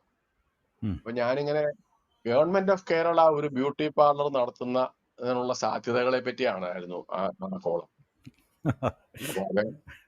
അപ്പൊ അദ്ദേഹം പറഞ്ഞു, നിങ്ങളെ എന്നൊക്കെ പറഞ്ഞ് എന്നോട് വളരെ ചൂടായി. എന്നെ തല്ലിക്കളയും എന്ന് തോന്നുന്ന ഒരു സാഹചര്യം ഉണ്ടായി. ഉം. ഉം. ഉം. പക്ഷെ അദ്ദേഹം ചായ കുടിക്കാൻ വിസമ്മതിച്ചു. എന്നെ കൈകാര്യം ചെയ്തോളാം എന്ന് പറഞ്ഞ് അദ്ദേഹം ഇറങ്ങിപ്പോയി. പക്ഷേ ഉം. ഇപ്പോ അദ്ദേഹം ഈ അടുത്ത കാലത്താണ് അദ്ദേഹം കുറച്ചുകാലം മുമ്പ് മരിച്ചുപോയി.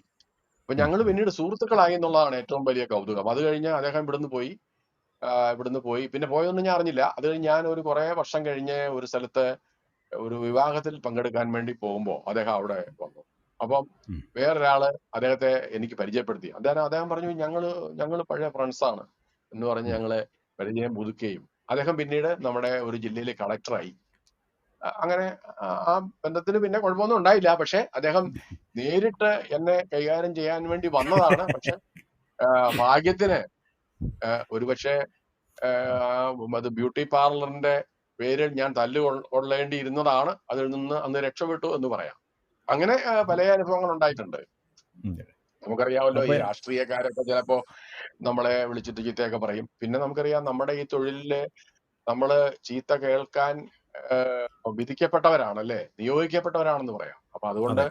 അതിപ്പോ ഈ കോളത്തിന്റെ പേരിൽ മാത്രമല്ലല്ലോ, നമുക്ക് ഒരു വാർത്തയില് പെശകെന്ന് അവര് കരുതുന്ന ഒരു കാര്യം ആദ്യം പല ആളുകളും നമുക്ക് സൗമനസ്യത്തോടുകൂടി വളരെ സൗമ്യമായി നമ്മളോട് സംസാരിക്കുന്ന ആളുകളുണ്ട്. പക്ഷെ അതേസമയം പെട്ടെന്ന് പ്രകോപിതരാവുകയും നമ്മളെ കടന്നാക്രമിക്കുകയും ചെയ്യുന്ന ആളുകൾ ഒരുപാടുണ്ട്. അതിപ്പം നമ്മുടെ ഓരോ ആളുകളുടെ ഒരു രീതി എന്ന് വിചാരിച്ചാൽ മതി. പിന്നെ ഞാൻ പഠിച്ചൊരു കാര്യം, ഇങ്ങനെയൊക്കെ ഉം. ഇത്രയും ഓവർ ദ ഇയേഴ്സ്, ഇത്രയും വർഷങ്ങൾ കൊണ്ട് ഞാൻ പഠിച്ചൊരു കാര്യം, ഉം.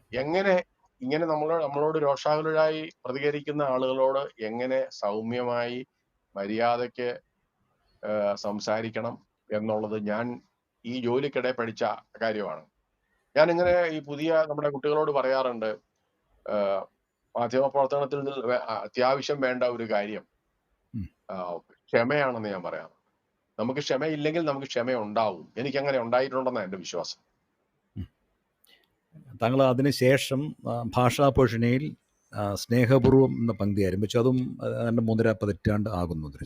അതെ അതെ. അപ്പോൾ അതാരംഭിക്കാനുള്ള സാഹചര്യം കൂടി നമുക്ക് പറയേണ്ടതുണ്ട്. അത് ഈ പത്രത്തിൽ നമ്മൾ ഈ കോളം എഴുതുന്നത് കൊണ്ടായിരിക്കാം. സി രാധാകൃഷ്ണൻ ഭാഷാപോഷണിയുടെ പത്രാധിപരായിരുന്ന കാലത്ത് അദ്ദേഹം എന്നോട് പറഞ്ഞു, ഒരു കാര്യം ചെയ്ത് നമുക്ക് ഭാഷാപോഷണിൽ നമുക്ക് ലിറ്റററി ആയിട്ട് അല്പം മർമ്മമൊക്കെ ചേർത്തിട്ട് ഒരു സംഗതി വേണം എന്ന് പറഞ്ഞു. അപ്പൊ അങ്ങനെയാണ് നമ്മൾ ഒരു പേജ് വരുന്ന ഒരു സംഗതി നമ്മള് അത് ആദ്യം ഈ സ്നേഹപൂർവ്വം പനച്ചി എന്ന കോളത്തിന്റെ സ്വഭാവം കുറച്ചുകൂടെ ഒരു സറ്റയർ കൂടുതലുള്ളതായിരുന്നു.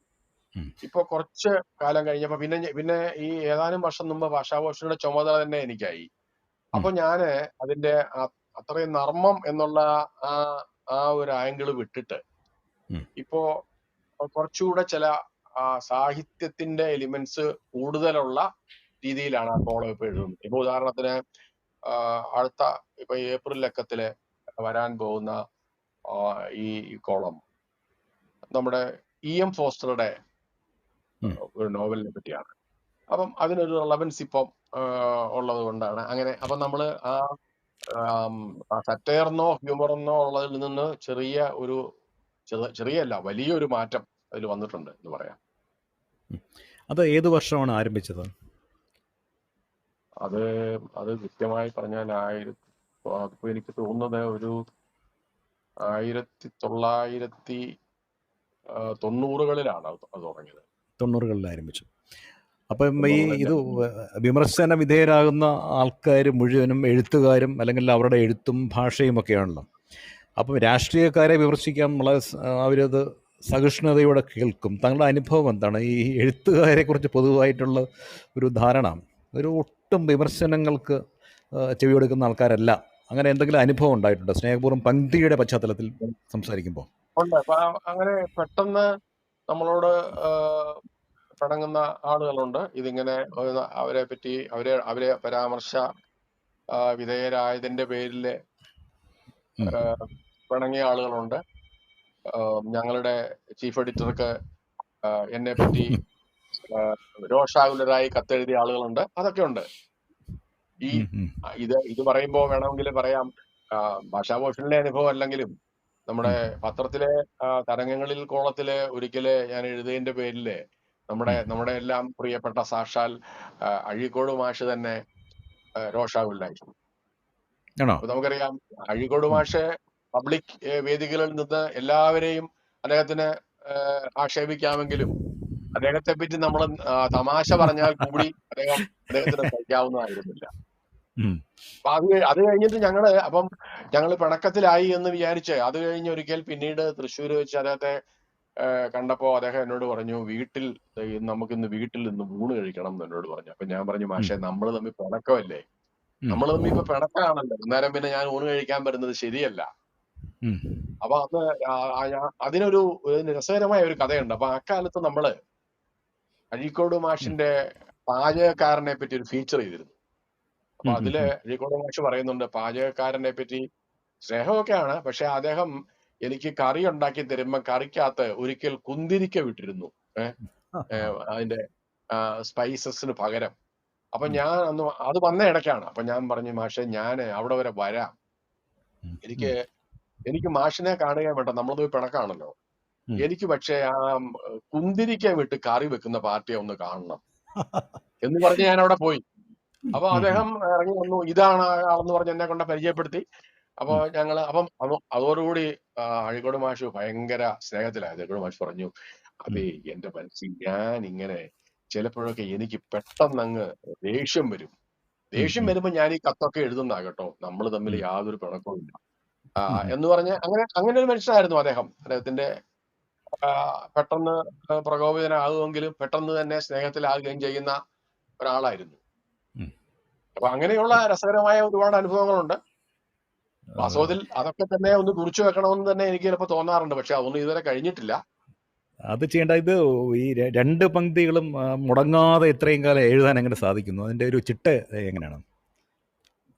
അതിന്റെ ചിട്ട നമ്മുടെ പത്രത്തിലെ ഈ പറയുന്ന ദൈനംദിന ജോലികളെല്ലാം കഴിഞ്ഞ് നമ്മൾ രാത്രി വളരെ വൈകി വീട്ടിലൊക്കെ എത്തിക്കഴിയുമ്പോഴാണ് നമ്മൾ ഈ ആഴ്ചത്തെ കോളം എഴുതാൻ സമയമായി എന്ന് വിചാരിച്ച് നമ്മൾ രാത്രികളിൽ അല്ലെങ്കിൽ പുലർച്ചെ എഴുന്നേറ്റിരുന്നിട്ട് നമുക്കൊരു വിഷയം കിട്ടിയാൽ നമ്മൾ പുലർച്ചെ എഴുന്നേറ്റിരുന്ന് ഇതങ്ങ് എഴുതുകയാണ് ചെയ്യുക. പിന്നെ നമ്മൾ അത് ഫൈൻ ട്യൂൺ ചെയ്യും. വിഷയം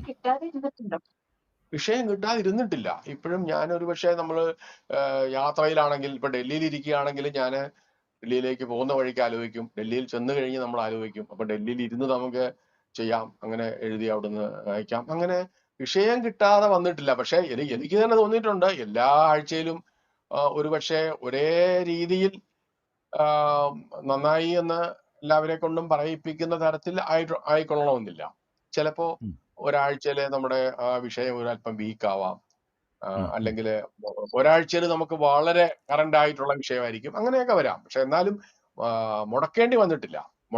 ഒരുപക്ഷെ വലിയ ന്യൂസ് ബ്രേക്ക് ഉണ്ടായ ചില ദിവസങ്ങളിൽ നമ്മൾ കോളം വേണ്ടാന്ന് വെച്ചിട്ടുണ്ടാവും, സ്ഥലമില്ലാത്തത് കൊണ്ട്. കാരണം അവിടെ ഒരുപക്ഷെ ആ പേജ് മുഴുവൻ നമ്മൾ മറ്റ് ഫീച്ചറുകൾക്കൊക്കെ വേണ്ടി കൊടുക്കേണ്ട സാഹചര്യം വന്നപ്പോൾ നമ്മൾ ഇന്ന് കോളം വേണ്ട എന്ന് തീരുമാനിച്ചിട്ടുണ്ടാവും. അല്ലാതെ നമ്മൾ എഴുതാതിരുന്നത് കൊണ്ട് കോളം ഇല്ലാതെ വന്നിട്ടില്ല. ഈ കോളം അങ്ങനെ ആരെയും കാണിക്കുന്ന ഒരു പരിപാടി ഇല്ല. ഒരുപക്ഷെ ഞാൻ ആദ്യ കാലത്ത് ഇത് എഴുതി തുടങ്ങിയ കാലത്ത് എന്റെ ബോസ് തോമസ് ചേക്കോ സാറായിരുന്നു. ഞങ്ങൾ കൊച്ചിയില്, അദ്ദേഹം ന്യൂസ് എഡിറ്റർ ആയിരുന്നു, ഞാൻ അവിടുത്തെ പത്രപ്രവർത്തനം തുടങ്ങുമ്പോൾ. അപ്പോ ഈ കോളത്തെ വളരെയേറെ സപ്പോർട്ട് ചെയ്ത ഒരാള് തോമസ് സാറ്. അപ്പൊ ഉം. അക്കാലത്ത് ഞാന് കൊച്ചിയിൽ ഉണ്ടായിരുന്ന കാലത്തൊക്കെ ഞാൻ എഴുതുന്ന ആ കോളങ്ങളൊക്കെ പത്രത്തിലേക്ക് പോകുന്നതിന് മുമ്പ് കാണുന്ന ആള് തോമസ് സാറായിരുന്നു. ഉം. ഉം. പക്ഷെ അത് കഴിഞ്ഞ് ഞങ്ങൾ രണ്ടുപേരും പിന്നീട് കോട്ടയത്തേക്ക് വന്നു. അത് കഴിഞ്ഞപ്പോ പിന്നെ എനിക്ക് തോന്നുന്നത് എന്നിലുള്ള ഒരു വിശ്വാസം എല്ലാവർക്കും കൂടിയതുകൊണ്ടായിരിക്കാം. പിന്നെ അത് അദ്ദേഹത്തിനല്ല ആരും തന്നെ വായിക്കാതെ തന്നെ നമ്മൾ തന്നെ അതിന്റെ ജഡ്ജായി തീർന്ന്. പക്ഷെ എനിക്ക് തോന്നിയിട്ടുള്ള ഒരു കാര്യം, ഇപ്പൊ പേജ് തയ്യാറാക്കുന്ന ആള് ചിലപ്പോ അദ്ദേഹം എന്നോട് പറയും, സാറേ നമുക്ക് ഈ വാക്ക് വേണോ എന്ന് എന്നോട് ചോദിച്ചാൽ തീർച്ചയായിട്ടും അങ്ങനെ ഒരാൾക്കെങ്കിലും അങ്ങനെ ഒരു സംശയം ഉണ്ടായാൽ ഞാനത് വീണ്ടും നോക്കുകയും മിക്ക കേസിലും അങ്ങനെ ചോദിച്ചാൽ ആ വാക്ക് വെട്ടിക്കളയുകയാണ് ചെയ്യുന്നത്. അങ്ങനെ കാരണം ഈ ചോദിക്കുന്ന ആളിൽ ഒരു എഡിറ്റർ ഉണ്ടല്ലോ, തീർച്ചയായിട്ടും അദ്ദേഹം ഒരു വായനക്കാരനും ഒരേ സമയം വായനക്കാരനും എഡിറ്ററുമാണ്. അപ്പം ഏത് പ്രായത്തിലുള്ള ആ ഒരു എഡിറ്റർ ആണെങ്കിലും അങ്ങനെ ഒരു സംശയം ഉണ്ടെങ്കിൽ, അങ്ങനെ ഒരു നിർദ്ദേശം ഉണ്ടെങ്കിൽ അത് സ്വീകരിക്കണം എന്നാണ് അന്നും ഇന്നും എന്റെ വിശ്വാസം. ഈ രണ്ട് പംക്തികളുടെയും തിരഞ്ഞെടുക്കപ്പെട്ട ചില ഭാഗങ്ങൾ പുസ്തകങ്ങളായി വന്നിട്ടുണ്ടല്ലോ. ഉണ്ട്. അപ്പൊ അതേക്കുറിച്ച് കൂടി ഒന്ന് പറയാമോ? അത് ഈ സ്നേഹപൂർവ്വം പനച്ചി നമ്മൾ ആദ്യം പറഞ്ഞ ഈ നർമ്മം കൂടുതലുള്ള കാലത്തെ അതിന്റെ കുറെ ലക്കങ്ങൾ ചേർത്തിട്ട് സ്നേഹപൂർവ്വം പനച്ചി എന്ന പേരിൽ തന്നെ പുസ്തകം ആക്കി ഉണ്ടായി. അതിന് 2003 ആസ സാഹിത്യത്തിനുള്ള കേരള സാഹിത്യ അക്കാദമിയുടെ അവാർഡ് കിട്ടി. അപ്പം വാസ്തവത്തില് എനിക്കതൊരു ഹാസ്യ സാഹിത്യമാണെന്നൊന്നും അന്ന് വരെ തോന്നിയിരുന്നില്ല എന്നുള്ളതാണ്. പക്ഷെ അവാർഡ് കിട്ടിയത് ആ കാറ്റഗറിയിലാണ്. അത് കഴിഞ്ഞ് 2-3 വർഷം കഴിഞ്ഞിട്ടാണ് എനിക്ക് സാഹിത്യ അക്കാദമിയുടെ നോവലിനുള്ള അവാർഡ് കിട്ടുന്നത്. അത് കണ്ണാടിയിലെ മഴ എന്നൊരു നോവലിനാണ്. അപ്പം വാസ്തവത്തിൽ അതിനു മുമ്പ് അവാർഡ് കിട്ടിയത് ഈ ഹാസ്യ സാഹിത്യത്തിനാണ്. ഞാൻ അന്നത് അസാഹിത്യമാണെന്ന് എനിക്ക് തന്നെ ബോധ്യപ്പെട്ട് തുടങ്ങുന്നതിന് മുമ്പാണ് അവാർഡ് കിട്ടിയതെന്ന് പറയാം. ഈ തരംഗങ്ങളിൽ 25 വർഷമായപ്പോ അത് DC ബുക്സ് അതിന്റെ ഒരു ജൂബിലി സ്പെഷ്യൽ എന്ന മറ്റുള്ളൊരു സമാഹാരം ഇറക്കിയിരുന്നു. അത് കഴിഞ്ഞ് പിന്നീട് ചില പുസ്തകങ്ങളൊക്കെ മറ്റു ചില പ്രസാധകരൊക്കെ അത് ചിലതൊക്കെ എടുത്ത് പ്രസിദ്ധീകരിച്ചിട്ടുണ്ട്. എങ്കിലും ഇതിന്റെ ടോട്ടാലിറ്റിയിൽ അത് കോളത്തെ പ്രതിഫലിപ്പിക്കുന്ന ഒരു സമാഹാരം ഉണ്ടായിട്ടില്ല എന്ന് പറയാം. അപ്പോൾ 2005 കേരള സാഹിത്യ അക്കാദമിയുടെ നോവൽ പുരസ്കാരം കണ്ണാടിയിലെ മഴയ്ക്ക് താങ്കൾക്ക് ലഭിക്കുന്നത്. അപ്പോൾ വളരെ സമ്പന്നമായ ഒരു കാലം എഴുത്തിൽ താങ്കളുടെ മനോരമക്കാലത്ത് തന്നെ ഉണ്ടായിട്ടുണ്ട്. ഇഷ്ടംപോലെ കഥാസമാഹാരങ്ങൾ, നോവലുകളൊക്കെ ഇറങ്ങിയിട്ടുണ്ട്. ഈ അവാർഡ് കിട്ടിയ ഈ നോവൽ കണ്ണാടിയിലെ മഴയെക്കുറിച്ച് കൂടി ഒന്ന് പറഞ്ഞാൽ ഉപകാരം.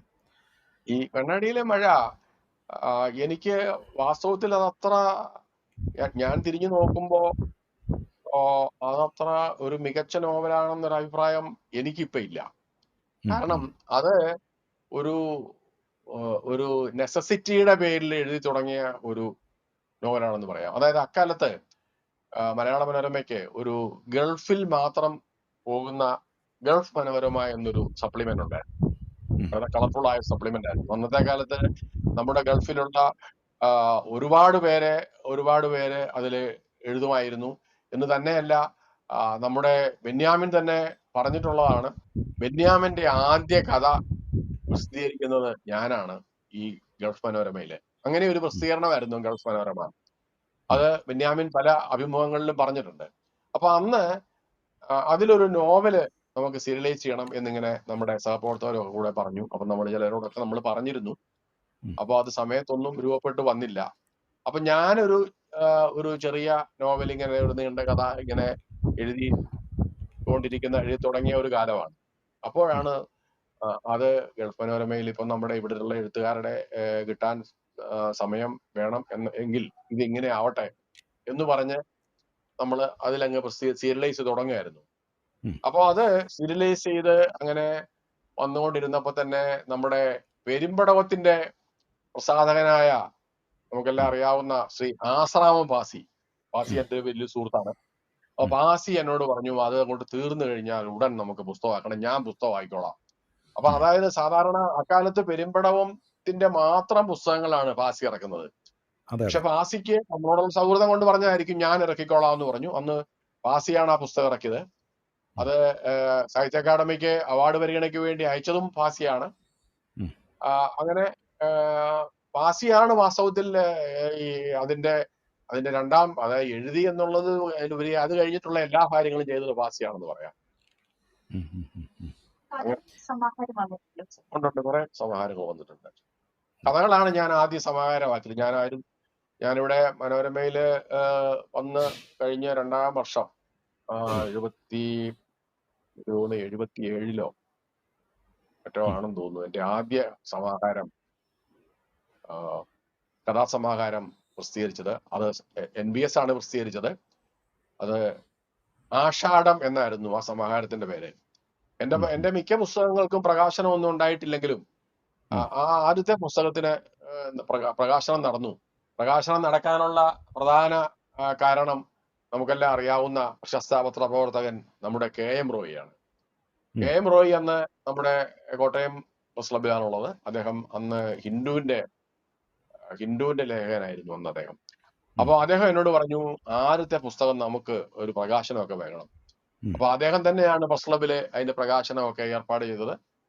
അത് കഴിഞ്ഞ് കുറെ കാലത്തേക്ക് പല പുസ്തകങ്ങളൊക്കെ ഇറങ്ങിയെങ്കിലും അതിന് പ്രകാശന ചടങ്ങൊന്നും ഉണ്ടായിട്ടില്ല. പക്ഷെ അന്ന് അതിന് ഈ പ്രകാശനം സംഘടിപ്പിച്ചത് പൂർണ്ണമായും അതിന്റെ ചുമതല അല്ലെങ്കിൽ അതിന്റെ ഉത്തരവാദിത്വം ശ്രീ റോയിക്കാൻ. അത് ആരാണ് പ്രകാശിപ്പിച്ചത്? സത്യം പറഞ്ഞാൽ എനിക്കിപ്പോ അത് ഓർമ്മ പോലും ഇല്ല. കാരണം അത് KM റോയി ആണ് നമ്മുടെ ഏതോ ഒരു എഴുത്തുകാരനെ കോട്ടയം പ്രസ് ക്ലബിലേക്ക് വിളിച്ചുകൊണ്ട് വന്ന് പ്രകാശനം ചെയ്യിപ്പിച്ചത്. ആരാണെന്ന് എനിക്ക് കൃത്യമായി ഇപ്പൊ ഓർമ്മയില്ല. 70-കളുടെ അവസാനം അതേപോലെ താങ്കൾ ഏറ്റവും ഒടുവിൽ പ്രകാശനം ചെയ്ത പുസ്തകങ്ങളുണ്ട്. അതുകൂടെ അതിന്റെ ഓർമ്മയുണ്ട്. കാരണം അത് കഴിഞ്ഞ ഈ ഏതാനും മാസങ്ങൾക്ക് മുമ്പാണ്. കാരണം ഞാൻ അന്ന് ആ യോഗത്തിൽ ഇത് പറഞ്ഞു, ഞാൻ എന്റെ പുസ്തകങ്ങൾ അധികം പ്രകാശനം ചെയ്യപ്പെട്ടിട്ടില്ല ഇങ്ങനെ ഔദ്യോഗികമായി. ഇപ്പോ ഈ അടുത്ത കാലത്ത് ഏതാനും മാസങ്ങൾക്ക് മുമ്പ് ഒരു നോവൽ മനോരമ ബുക്സ് പ്രസിദ്ധീകരിക്കുകയുണ്ടായി. അതിന്റെ പേര് ഇറക്കം എന്നാണ്. ഇറക്കം, ദി സ്ലൈഡ്. അതെ, സ്ലൈഡ് എന്ന് പറയാവുന്ന. അപ്പൊ അത് വാസ്തവത്തിൽ അത് തിരുവനന്തപുരത്ത് നമ്മുടെ നിയമസഭ പുസ്തകോത്സവം നടത്തിയല്ലോ, എല്ലാ വർഷവും നടത്തുന്നുണ്ടല്ലോ. അപ്പൊ അതിന്റെ ഭാഗമായിട്ട് തിരുവനന്തപുരത്ത് വെച്ച് അതിനൊരു റിലീസ്, അതിനൊരു ഔദ്യോഗിക പ്രകാശന ചടങ്ങ് വെച്ചു. മനോരമ ബുക്സ് അത് ഏർപ്പാട് ചെയ്തു. അപ്പൊ അതിന്റെ പ്രകാശനം നിർവഹിച്ചത് എന്റെ ദീർഘകാല സുഹൃത്തായ ശ്രീ അടൂർ ഗോപാലകൃഷ്ണനാണ്. കാരണം തിരുവനന്തപുരത്ത് പഠിക്കാൻ പോയതിൽ നിന്നും എനിക്ക് കിട്ടിയ ഒരു ബന്ധവും സൗഹൃദവുമാണ് ഈ സിനിമാ സൗഹൃദങ്ങൾ. അതായത് എന്ന് വെച്ചാൽ സിനിമാ സൗഹൃദം എന്ന് പറയുമ്പോൾ ഞാൻ അവിടെ തിരുവനന്തപുരത്ത് ചെന്ന് ചിത്രലേഖ, അന്ന് ശ്രീ അടൂർ ഗോപാലകൃഷ്ണനും കുളത്തൂർ ഭാസ്കരൻ നായരും ഒക്കെ കൂടെ നടത്തുന്ന ചിത്രലേഖ ഫിലിം സൊസൈറ്റിയിലെ ഞാൻ മെമ്പർ ആവാതെ തന്നെ സിനിമ കണ്ടു തുടങ്ങിയ ആളാണ് അവിടെ. ചിത്രലേഖയുടെ സിനിമാ പ്രദർശനങ്ങളിലൊക്കെ അവിടെ വെച്ച് ശ്രീ അടൂരുമായിട്ട് സൗഹൃദത്തിലായി. ഏതാണ്ട് ദീർഘമായ ഒരു സൗഹൃദം. അത് കഴിഞ്ഞിട്ട് ആ സൗഹൃദം ഇപ്പോഴും തുടരുന്നുണ്ട്. അതിന്റെ ഭാഗമായി ഇപ്പോ ഈ ഇടയ്ക്ക് ഈ ഭാഷാഭൂഷണിയിൽ ഞാൻ ചുമതലയേറ്റതിന് ശേഷം അടൂര് അദ്ദേഹം ലോക സിനിമകളെ പറ്റി ഒരു വലിയ പഠനം, 50-ലേറെ ലക്കങ്ങൾ നീണ്ട പഠനം, ഇപ്പൊ അത് ഏതാനും മാസം മുമ്പാണ് അവസാനിച്ചത്. മനോരമ ബുക്സ് അത് പുസ്തകമാക്കാൻ പോവുകയാണ്. അപ്പം ഈ ഇറക്കത്തിന്റെ റിലീസ് ശ്രീ അടൂരാണ് ഇവിടെ നമ്മുടെ അസംബ്ലി മന്ദിരത്തിൽ അവിടെ വന്ന് നിർവഹിച്ചത്. അതാണ് ഏറ്റവും ഒടുവിലത്തെ ഒരു പുസ്തക പ്രകാശനം എന്ന് പറയാവുന്നത്. ദീർഘകാലത്തിന് ശേഷമാണ് ഉണ്ടായതല്ലേ? അതെ, ഒരുപാട് കാലത്തിന് ശേഷമാണ്. പുസ്തകങ്ങൾ ഇപ്പോ കഥാസമാഹാരങ്ങൾ ഒരു 10-12 കഥാസമാഹാരങ്ങളുണ്ട്. നോവലുകൾ വേണ്ടത്രത്തോളം ഉണ്ട്.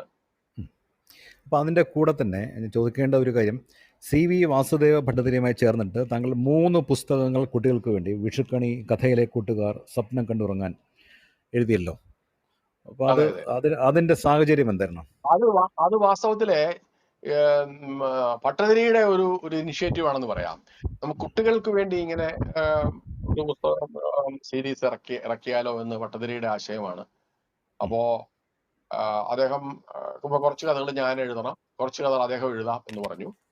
അങ്ങനെ അതെല്ലാം നമുക്ക് ഈ പറഞ്ഞ ഈ റീടോൾഡ് സ്റ്റോറീസ് ആണല്ലോ നമ്മുടെ പഴയ നമ്മുടെ ബൈബിളിൽ നിന്ന് അല്ലെങ്കിൽ മറ്റ് പുരാണങ്ങളിൽ നിന്നൊക്കെയുള്ള കഥകൾ നമ്മൾ കുട്ടികളുടെ സ്റ്റൈലിലെ കുട്ടികളുടെ രീതി അവർക്ക് വേണ്ടി എഴുതുകയും അതിന്റെ പ്രസാധനത്തിന്റെ ചുമതലകളൊക്കെ വഹിച്ചത് ഭട്ടതിരിയാണ്.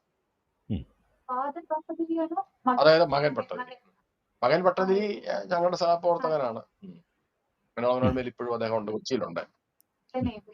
അതെ അവിടുത്തെ നെയ്ബറാണ്.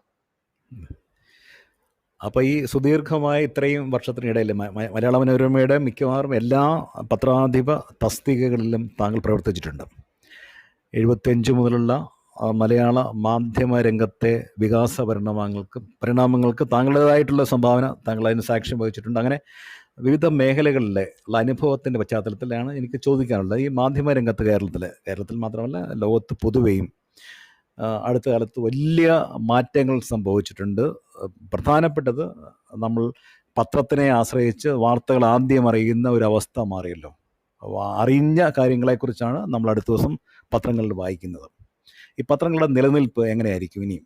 ഇതിൻ്റെ ബാക്ക്ഗ്രൗണ്ടിൽ കാര്യം ഓൺലൈൻ മീഡിയയിലേക്ക് മാറുന്നു, പല പത്രങ്ങളും അതിന് പ്രാമുഖ്യം കൊടുക്കുന്നു. അറിഞ്ഞ വാർത്തകളുടെ പിന്തുടർച്ച അല്ലെങ്കിൽ അതിൻ്റെ ഇമ്പാക്റ്റിനെ കുറിച്ചുള്ള വാർത്തകൾക്ക് പ്രാമുഖ്യം കൊടുക്കുന്നു. ആ അവസ്ഥയിലേക്ക് കണ്ടന്റിൽ തന്നെ മാറ്റം വരുന്നുണ്ടല്ലോ. ഉണ്ട്. അപ്പോ എനിക്ക് തോന്നിയിട്ടുള്ള ഒരു കാര്യം, ഇപ്പോ ഓൺലൈൻ മാധ്യമങ്ങൾ വന്നു, മറ്റു തരത്തിലുള്ള വിഷ്വൽ മീഡിയ വന്നു. പക്ഷെ ഇപ്പോഴും ഈ പത്രത്തിന്റെ ഒരു സ്ട്രെങ്ത് എന്ന് പറയുന്നത്, പ്രിന്റ് മീഡിയയുടെ സ്ട്രെങ്ത് എന്ന് പറയുന്നത് അതിന്റെ വിശ്വാസ്യതയാണ്, ക്രെഡിബിലിറ്റി. അപ്പൊ നമ്മൾ ദൈനംദിന കാര്യങ്ങൾ ഇപ്പൊ എനിക്ക് എല്ലാ ദിവസവും തന്നെ അനുഭവമുള്ളതാണ്. ഒരാള് വൈകുന്നേരം നമ്മളെ വിളിച്ച് ചോദിക്കുകയാണ്, അതായത് നാളെ ആലപ്പുഴ ജില്ലയിലെ അവധിയാണെന്ന് പറയുന്നത് കേട്ടു, TV-യിൽ കണ്ടു, ശരിയാണോ എന്ന് നമ്മളോട് ചോദിക്കാം. കാരണം ശരിയാണ് എന്ന് നമ്മൾ പറയുമ്പോൾ മാത്രമാണ് അത് ശരിയാവുന്നത്.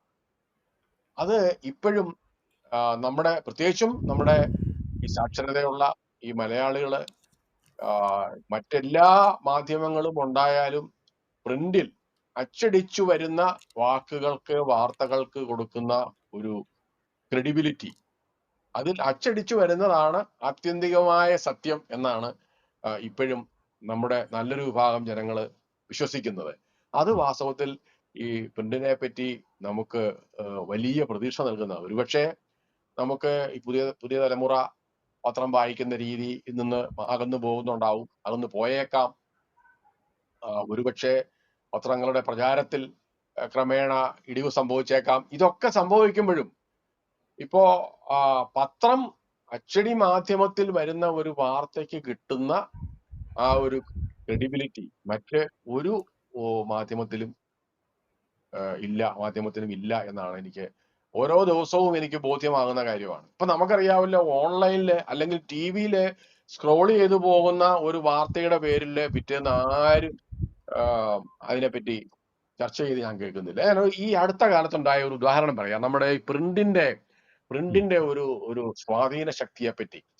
ഇപ്പോ ഇതുപോലെ ഒരു ഞായറാഴ്ച ആണ് നമ്മുടെ ഇടുക്കിയിലെ 14 വയസ്സുള്ള ഒരു കുട്ടിയുടെ 13 പശുക്കൾ ചത്തുപോയി. നമ്മളെല്ലാം അടുത്ത കാലത്ത് വായിച്ച വാർത്തയാണ്. അത് TV-യിൽ വന്നതാണ്. ഞായറാഴ്ച TV-യിൽ ഇതുപോലെ സ്ക്രോൾ ചെയ്തു പോയ ഒരു വാർത്തയാണ്. പക്ഷെ ഞായറാഴ്ച അത് കേരളത്തിൽ യാതൊരു ചലനവും സൃഷ്ടിക്കാതെ പോയി. പക്ഷെ നമ്മുടെ ലേഖകനും ഫോട്ടോഗ്രാഫറും ആ കുട്ടിയെ പോയി കണ്ട് ആ കുട്ടിയുടെ ജീവിതം, അവന്റെ ഈ പശു വളർത്തലൊക്കെ ഒരുപക്ഷെ കേരളത്തിൽ തന്നെ അല്ലെങ്കിൽ മലയാള പത്രപ്രവർത്തനത്തിൽ തന്നെ വളരെ അസാധാരണമായ ഒരു ലീഡ് സ്റ്റോറി ആയിരുന്നു വിറ്റതെന്ന് മനോരമയ്ക്ക്. ഒരുപക്ഷെ നമ്മുടെ കൺവെൻഷണലായ ലീഡേ അല്ലായിരുന്നു അല്ലേ? കാരണം സാധാരണ അന്ന് വേറെ എത്ര ലീഡ് സ്റ്റോറി വേണമെങ്കിലും നമുക്ക് ഉണ്ടായിരുന്നിരിക്കാം. പക്ഷെ മനോരമ മാത്രമാണ് ഇതൊരു ലീഡ് സ്റ്റോറിയാണ്. അതായത് 14 വയസ്സുള്ള ഒരു കുട്ടിയുടെ 13 പശുക്കൾ ചത്തുപോയി എന്ന് പറയുന്നത്, അവന്റെ ദുഃഖം അല്ലെങ്കിൽ അവന്റെ നഷ്ടം, അത് നമ്മളൊരു വലിയ വാർത്തയായിട്ട്, വലിയ ലീഡ് സ്റ്റോറി മനോരമയുടെ ഈ ഇന്ത്യ ഒട്ടാകെ, അത് തന്നെയല്ല കേരളത്തിന് പുറത്ത് ഗൾഫിലും ഒക്കെ പ്രചരിക്കുന്ന ഈ മനോരമയിലെ ലീഡ് സ്റ്റോറി ആയിട്ട് നമ്മൾ ആ കുട്ടിയെ അവതരിപ്പിച്ചപ്പോ പിറ്റേന്ന് നേരം വെളുത്തുണ്ടായ അതിന്റെ ഇമ്പാക്റ്റ് നമുക്ക് അവിശ്വസനീയമെന്ന് പറയാം. രാവിലെ ആദ്യം വിളിക്കുന്ന ഒരാള് നമ്മുടെ നടൻ ജയറാമാണ്. ജയറാം പറഞ്ഞു, ഞാനത് വായിച്ച് കരഞ്ഞുപോയി. എനിക്ക് ഉടനെ ആ കുട്ടിയെ കാണാൻ വേണ്ടി ഇടുക്കിയിലേക്ക് പോകണം. അദ്ദേഹം ഇടുക്കിയിലേക്ക് പോയി. അദ്ദേഹം ഈ കുട്ടിയുടെ അടുത്ത് പോയി. അവിടെ ചെന്നാണ് അവന് ഉറപ്പ് കൊടുക്കുന്നത്, ഞാൻ നിനക്ക് പശുക്കളെ വാങ്ങിച്ചു തരാം, നിനക്ക് ബാക്കിയെല്ലാം. അത് കഴിഞ്ഞിട്ടാണ് നമ്മുടെ ഗവൺമെന്റ് പോലും ഇടപെട്ടത്. പിന്നെ നമ്മുടെ മന്ത്രിമാര് പോയി, നമ്മുടെ മന്ത്രിമാര് പോയി, പല മന്ത്രിമാര് പോയി, നമ്മുടെ മറ്റേ നടന്മാര് സഹായവുമായി വന്നു. ഇതെല്ലാം വന്നത് അന്നത്തെ പത്രത്തിൽ, ഇത് മനോരമയിൽ അത് ലീഡ് സ്റ്റോറി ആയിട്ട് വന്നതുകൊണ്ടാണ്. വാസ്തവത്തില് അന്നത് ലീഡ് സ്റ്റോറി ആക്കാനുള്ള തീരുമാനം എത്ര ശരിയായിരുന്നു എന്ന് അതിന്റെ പ്രതികരണങ്ങളിൽ നിന്നാണ് മനസ്സിലാക്കുന്നത്. ഒരുപക്ഷെ നമുക്ക് ദേശീയ വാർത്തകൾ ഉണ്ടായിരുന്നിരിക്കാം, പക്ഷെ മിക്ക പത്രങ്ങളും ദേശീയ വാർത്തകളൊക്കെയാണ് ലീഡ് സ്റ്റോറി ആക്കിയത്. പക്ഷേ ഈ ഒരു അച്ചടി മാധ്യമത്തിൽ, പത്രത്തിൽ ഇത് വന്നപ്പോ നമ്മുടെ കേരളത്തിലുടനീളം അതുണ്ടാക്കിയ ഒരു ചലനം അതിഗംഭീരമായിരുന്നു. ഇപ്പോഴത്തെ കാലത്തും ഈ വിഷ്വൽ മീഡിയയുടെയും ഓൺലൈൻ മീഡിയയുടെയും ഒക്കെ കാലത്തും അത് പത്രത്തിൽ വന്നതുകൊണ്ട് മാത്രമാണ് അത്രയും ശ്രദ്ധേയമായ ഒരു സംഭവമായി തീർന്നത്. അപ്പൊ എനിക്ക് ഒരിക്കൽ കൂടി മനസ്സിലായി, കാരണം പ്രിന്റിനുള്ള ആ വിശ്വാസ്യത അതിപ്പോഴും അങ്ങനെ നിലനിൽക്കുകയാണെന്നാണ് എനിക്ക് മനസ്സിലായത്. അത് വലിയ ദിശാമാറ്റമാണ്. കാര്യം ഇത്തരം വാർത്തകൾ ഇനി വരും, പ്രത്യേകിച്ച് അല്ലെ ഈ പറഞ്ഞ പ്രാദേശികമായിട്ട് വേണമെങ്കിൽ ഒതുങ്ങാവുന്ന വാർത്തകൾ തന്നെ ഇതിന്റെ ഒരു ഹ്യൂമൻ ആസ്പെക്ട് വെച്ചിട്ട് മുൻ പേജുകളിൽ വരുന്നു, വാർത്താ പ്രാധാന്യം ലഭിക്കുന്നു. പക്ഷെ ഇത് വായിക്കുന്ന ആൾക്കാരുടെ പ്രൊഫൈലിനെ കുറിച്ച് എന്തെങ്കിലും നിരീക്ഷണം താങ്കൾ നടത്തിയിട്ടുണ്ടോ? എനിക്ക് മനസ്സിലായ ഒരു കാര്യം, നമ്മുടെ കേരളീയ സമൂഹത്തിന് ഒരു എസൻഷ്യൽ നന്മയുണ്ടെന്നുള്ളതാണ് നമ്മൾ കാണുന്നത്. അതായത് നമുക്ക് പത്രത്തിൽ ഒരു കാര്യം വന്നാൽ നാട്ടുകാര് അത് വിശ്വസിക്കുന്നു, പൂർണ്ണമായും വിശ്വസിക്കുന്നു എന്ന് തന്നെയല്ല, സഹായം ആവശ്യമുള്ള ഒരു കേസ് ആണെങ്കിൽ സഹായിക്കാൻ സന്മനസ്സുള്ള ഒരുപാട് ആളുകൾ നമ്മുടെ സമൂഹത്തിലുണ്ട്. അപ്പൊ അവർക്കൊരു സ്പാർക്ക് കൊടുക്കുകയേ വേണ്ടൂ. ഒരു വാർത്ത വഴി അല്ലെങ്കിൽ ഒരു ഫീച്ചർ വഴി, അതിന്റെ അവതരണം വഴി അവർക്ക് ഒരു സ്പാർക്ക് കൊടുക്കുക, അവരുടെ മനസ്സിനെ ഒന്ന് ഉണർത്തുക, ഉദ്ദീപിപ്പിക്കുക എന്നൊക്കെ പറയുകയല്ലേ. അങ്ങനെ ഉണ്ടായാൽ മാത്രം മതി.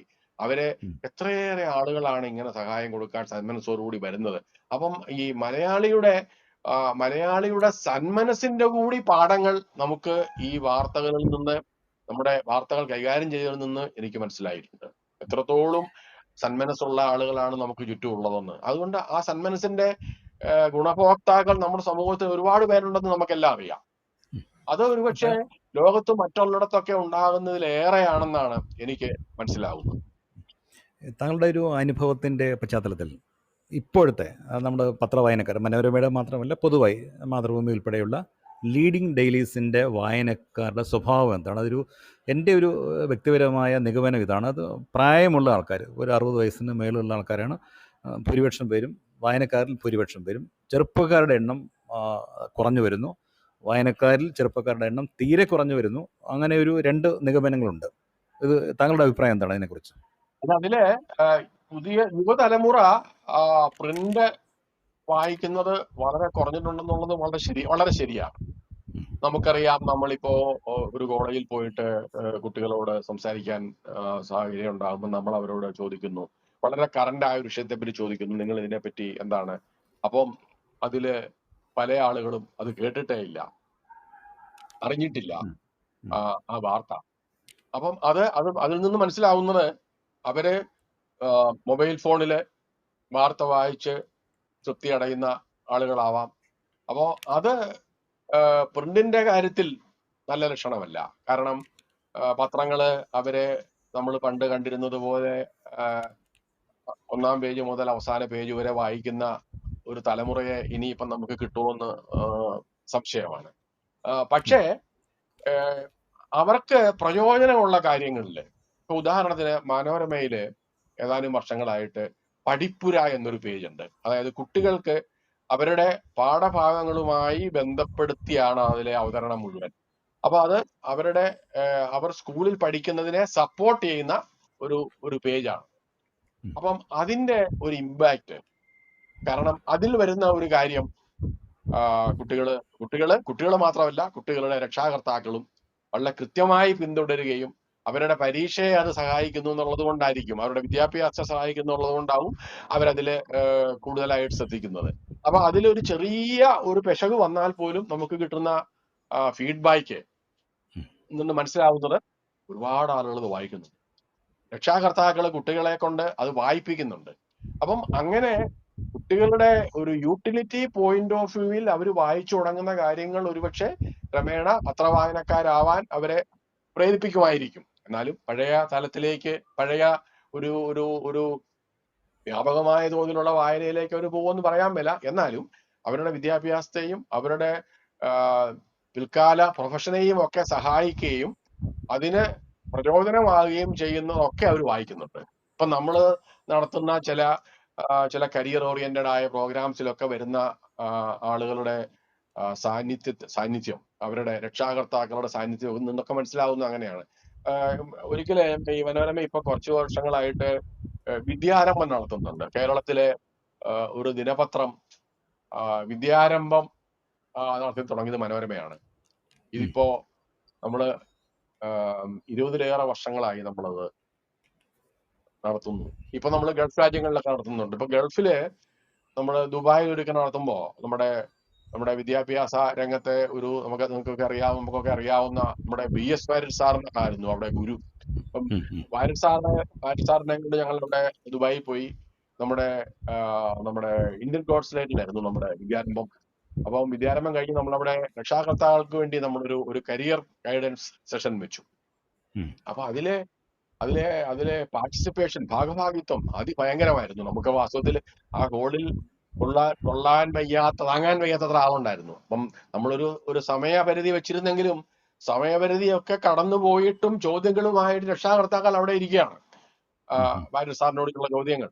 അപ്പൊ അതിന്റെ അർത്ഥം കുട്ടികൾക്കായാലും രക്ഷിതാക്കൾക്കായാലും അവരുടെ വിദ്യാഭ്യാസത്തെയും അവരുടെ കരിയറിനെയും സഹായിക്കുന്ന, സപ്പോർട്ട് ചെയ്യുന്ന തരത്തിലുള്ള പത്രപ്രവർത്തനം, അല്ലെങ്കിൽ പത്രപ്രവർത്തനത്തിന്റെ ആ ഒരു മേഖല തീർച്ചയായും അവർക്ക് പ്രയോജനപ്പെടുന്നു എന്നായിട്ട് അവർ കണ്ടു. അതുകൊണ്ട് ഈ വഴിയിലൂടെ ചിലപ്പം കുറെ ആളുകൾ പത്രം ഒരു യൂട്ടിലിറ്റേറിയൻ ഒരു പ്രോഡക്റ്റ് ആണ് എന്നൊരു തോന്നൽ അവർക്കുണ്ടാകുമായിരിക്കാം, കുറഞ്ഞ പക്ഷം കേരളത്തിലെങ്കിലും.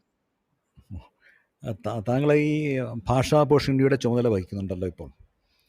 അപ്പോൾ ഈ ആനുകാലിക പ്രസിദ്ധീകരണങ്ങളുടെ സർക്കുലേഷനും താഴോട്ട് വന്നുകൊണ്ടിരിക്കുന്നു എല്ലായിടത്തും. കോവിഡിന് ശേഷം പൊതുവിൽ ലോകമെമ്പാടും ഇതാണ് സ്ഥിതി. കേരളത്തെക്കുറിച്ച് തമാശയായി പലരും പറയുന്നത് വായനക്കാരെക്കാട്ടിലും കൂടുതൽ എഴുത്തുകാരുള്ള സംസ്ഥാനമാണ് കേരളം എന്ന് പറയുന്നുണ്ട്. വായിക്കുന്നവരുടെ എണ്ണം കുറവും എഴുതുന്നവരുടെ എണ്ണം കൂടുതലുമാണ്.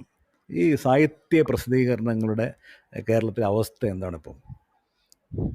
സാഹിത്യ പ്രസിദ്ധീകരണങ്ങള് നമുക്ക് ഇപ്പൊ പറഞ്ഞതുപോലെ എഴുത്തുകാർക്ക് നമ്മുടെ കേരളത്തിൽ യാതൊരു കുറവുമില്ല. എനിക്ക് എപ്പോഴും അത്ഭുതം തോന്നിയിട്ടുള്ളത്, ഒരുപക്ഷെ നമ്മുടെ ആളുകള് രാവിലെ എഴുന്നേറ്റാൽ ഒരു നല്ല വിഭാഗം ആളുകൾ കവിതയിൽ ചിന്തിക്കുന്നു എന്ന് എനിക്ക് തോന്നിയിട്ടുണ്ട്. കാരണം ഈ നമ്മുടെ വളരെ ബുദ്ധിമുട്ടൊക്കെ ഉള്ള ഒരു കാലമാണെങ്കിലും അവരുടെ മനസ്സിൽ കവിത നിറഞ്ഞു നിൽക്കുകയാണല്ലോ എന്ന് നമ്മൾ സന്തോഷത്തോടെ ആലോചിക്കും. കാരണം ഒരു ദിവസം ഞാൻ ഓഫീസിൽ വന്ന് നമ്മുടെ സിസ്റ്റം ഒക്കെ തുറന്നു കഴിഞ്ഞാൽ എനിക്ക് ആദ്യം കിട്ടുന്ന മെസ്സേജുകളൊന്നുമല്ല. ഞാൻ നോക്കുമ്പോൾ രാത്രിയിൽ വന്ന് കിടക്കുന്ന ഒരു ദിവസം രാവിലെ ശരാശരി ഒരു 5 കവിതയെങ്കിലും രാവിലെ ഞാൻ എൻ്റെ കമ്പ്യൂട്ടർ തുറക്കുമ്പോൾ അതിലുണ്ട്. അപ്പോൾ രാത്രിയിൽ ഇരുന്ന ആളുകൾ കവിത എഴുതി അത് രാത്രി തന്നെ മെയിൽ ചെയ്യുന്നു. അപ്പം തോന്നുന്നു നല്ല കാര്യമാണല്ലേ, നമ്മുടെ ഭാവനയുള്ള ഒരു കാവ്യസിദ്ധിയുള്ള കുറെ ആളുകൾ നിന്ന് നമ്മുടെ ചുറ്റും ഉണ്ടല്ലോ. അത് നല്ലൊരു കാര്യം തന്നെയാണ്. പിന്നെ നമുക്കറിയാം ഈ കവിതകളെല്ലാം പ്രസിദ്ധീകരിക്കാൻ നമുക്ക് കഴിഞ്ഞെന്ന് വരില്ല. കഥകളുടെ കാര്യത്തിലും അങ്ങനെ തന്നെ. അപ്പം ഇതിന്റെ ഒരു സെലക്ഷൻ പ്രോസസ്സ് വളരെ ബുദ്ധിമുട്ടാണ്. കാരണം ഇപ്പം ഭാഷാഭൂഷണി ഒരു മാസികയാണ്. അതിലിപ്പോ നമുക്ക് ഒരു ലക്കത്തിൽ നമുക്കറിയാം ഒരു 10 കവിത കൊടുക്കാമെന്ന് വെക്കാം, അല്ലെങ്കിൽ ഒരു 2-3 കഥ കൊടുക്കാമെന്ന് വെക്കാം. അത്രയല്ലേ പറ്റുള്ളൂ. അപ്പൊ അത്രയേ നമുക്ക് സാധിക്കുള്ളൂ. പക്ഷെ അതിനുവേണ്ടി നമുക്ക് കിട്ടുന്ന സബ്മിഷൻസിന്റെ എണ്ണം അതിന്റെ എത്രയോ മടങ്ങാണെന്നുള്ളതാണ്. അപ്പൊ അതിൽ നിന്നും അരിച്ചു പെറുക്കി നമുക്ക് അത്യാവശ്യം സ്വീകാര്യമായ രചനകൾ കണ്ടെത്തുക എന്ന് പറയുന്നത് വളരെ സാഹസികമായ ഒരു ജോലി തന്നെയാണ്. അതുപോലെ ഇത് ഓൺലൈനിൽ വായിക്കപ്പെടുന്നുണ്ടല്ലോ പുറത്ത്. ഞാൻ പറഞ്ഞത് പരമ്പരാഗതമായിട്ടുള്ള വീട്ടിൽ വരിസംഖ്യ നൽകി അല്ലെങ്കിൽ കൊടുത്ത് വായിക്കുന്ന ഒരു ജനവിഭാഗത്തിൻ്റെ അപ്പുറത്തേക്ക് മലയാളികളുള്ള ലോകത്തെ എല്ലാ ഭാഗങ്ങളിലേക്കും ഇപ്പോൾ പ്രസിദ്ധീകരണങ്ങൾ പോവുകയും ചെയ്യുന്നുണ്ടല്ലോ. അങ്ങനെ ഒരു പുതിയ തരം വായനക്കാർ ലോകത്തെ ഏതോ ഭാഗത്തിൽ ഒരു ജനറേഷൻ വായനക്കാരെ നമുക്ക് കിട്ടുന്നുണ്ട്.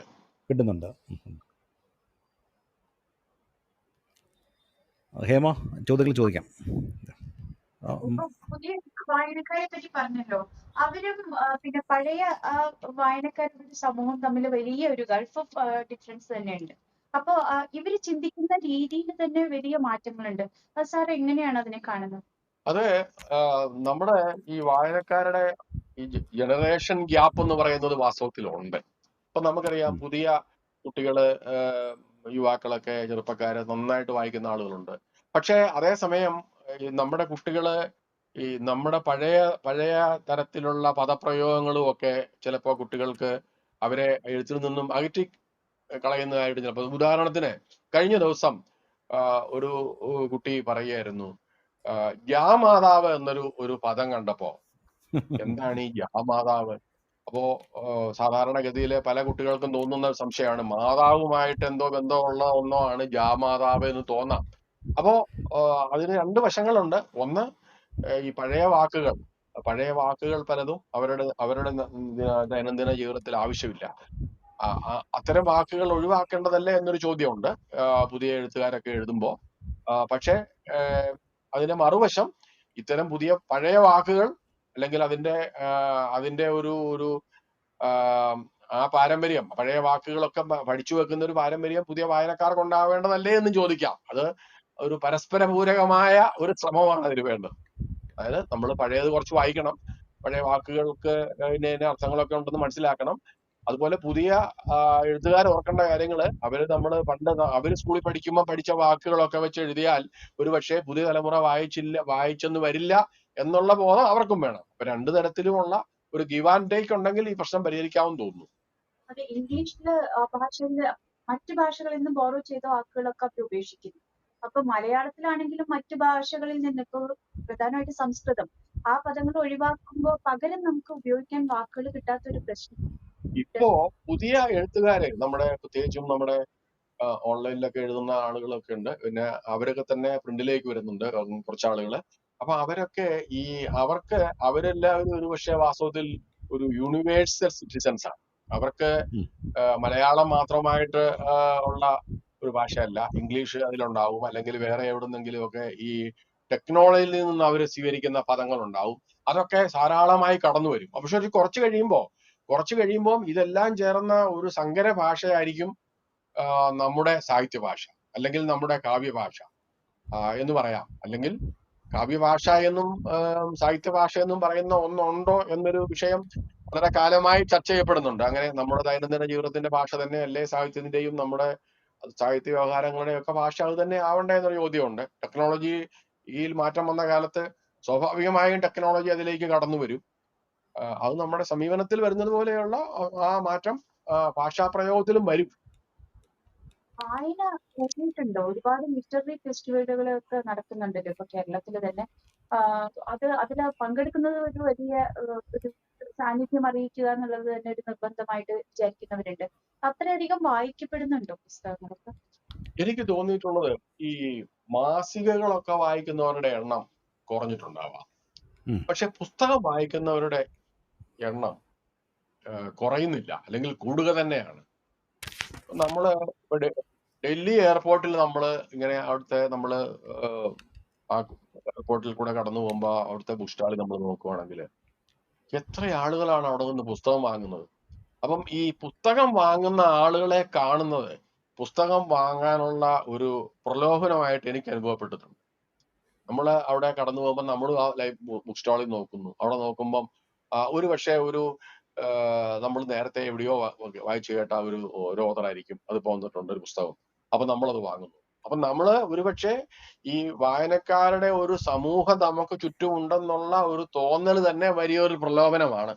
ഒരുപക്ഷെ ഈ ലിറ്റററി ഈ സമ്മേളനങ്ങളൊക്കെ ഒരുപക്ഷെ എനിക്ക് തോന്നുന്നത് ഈ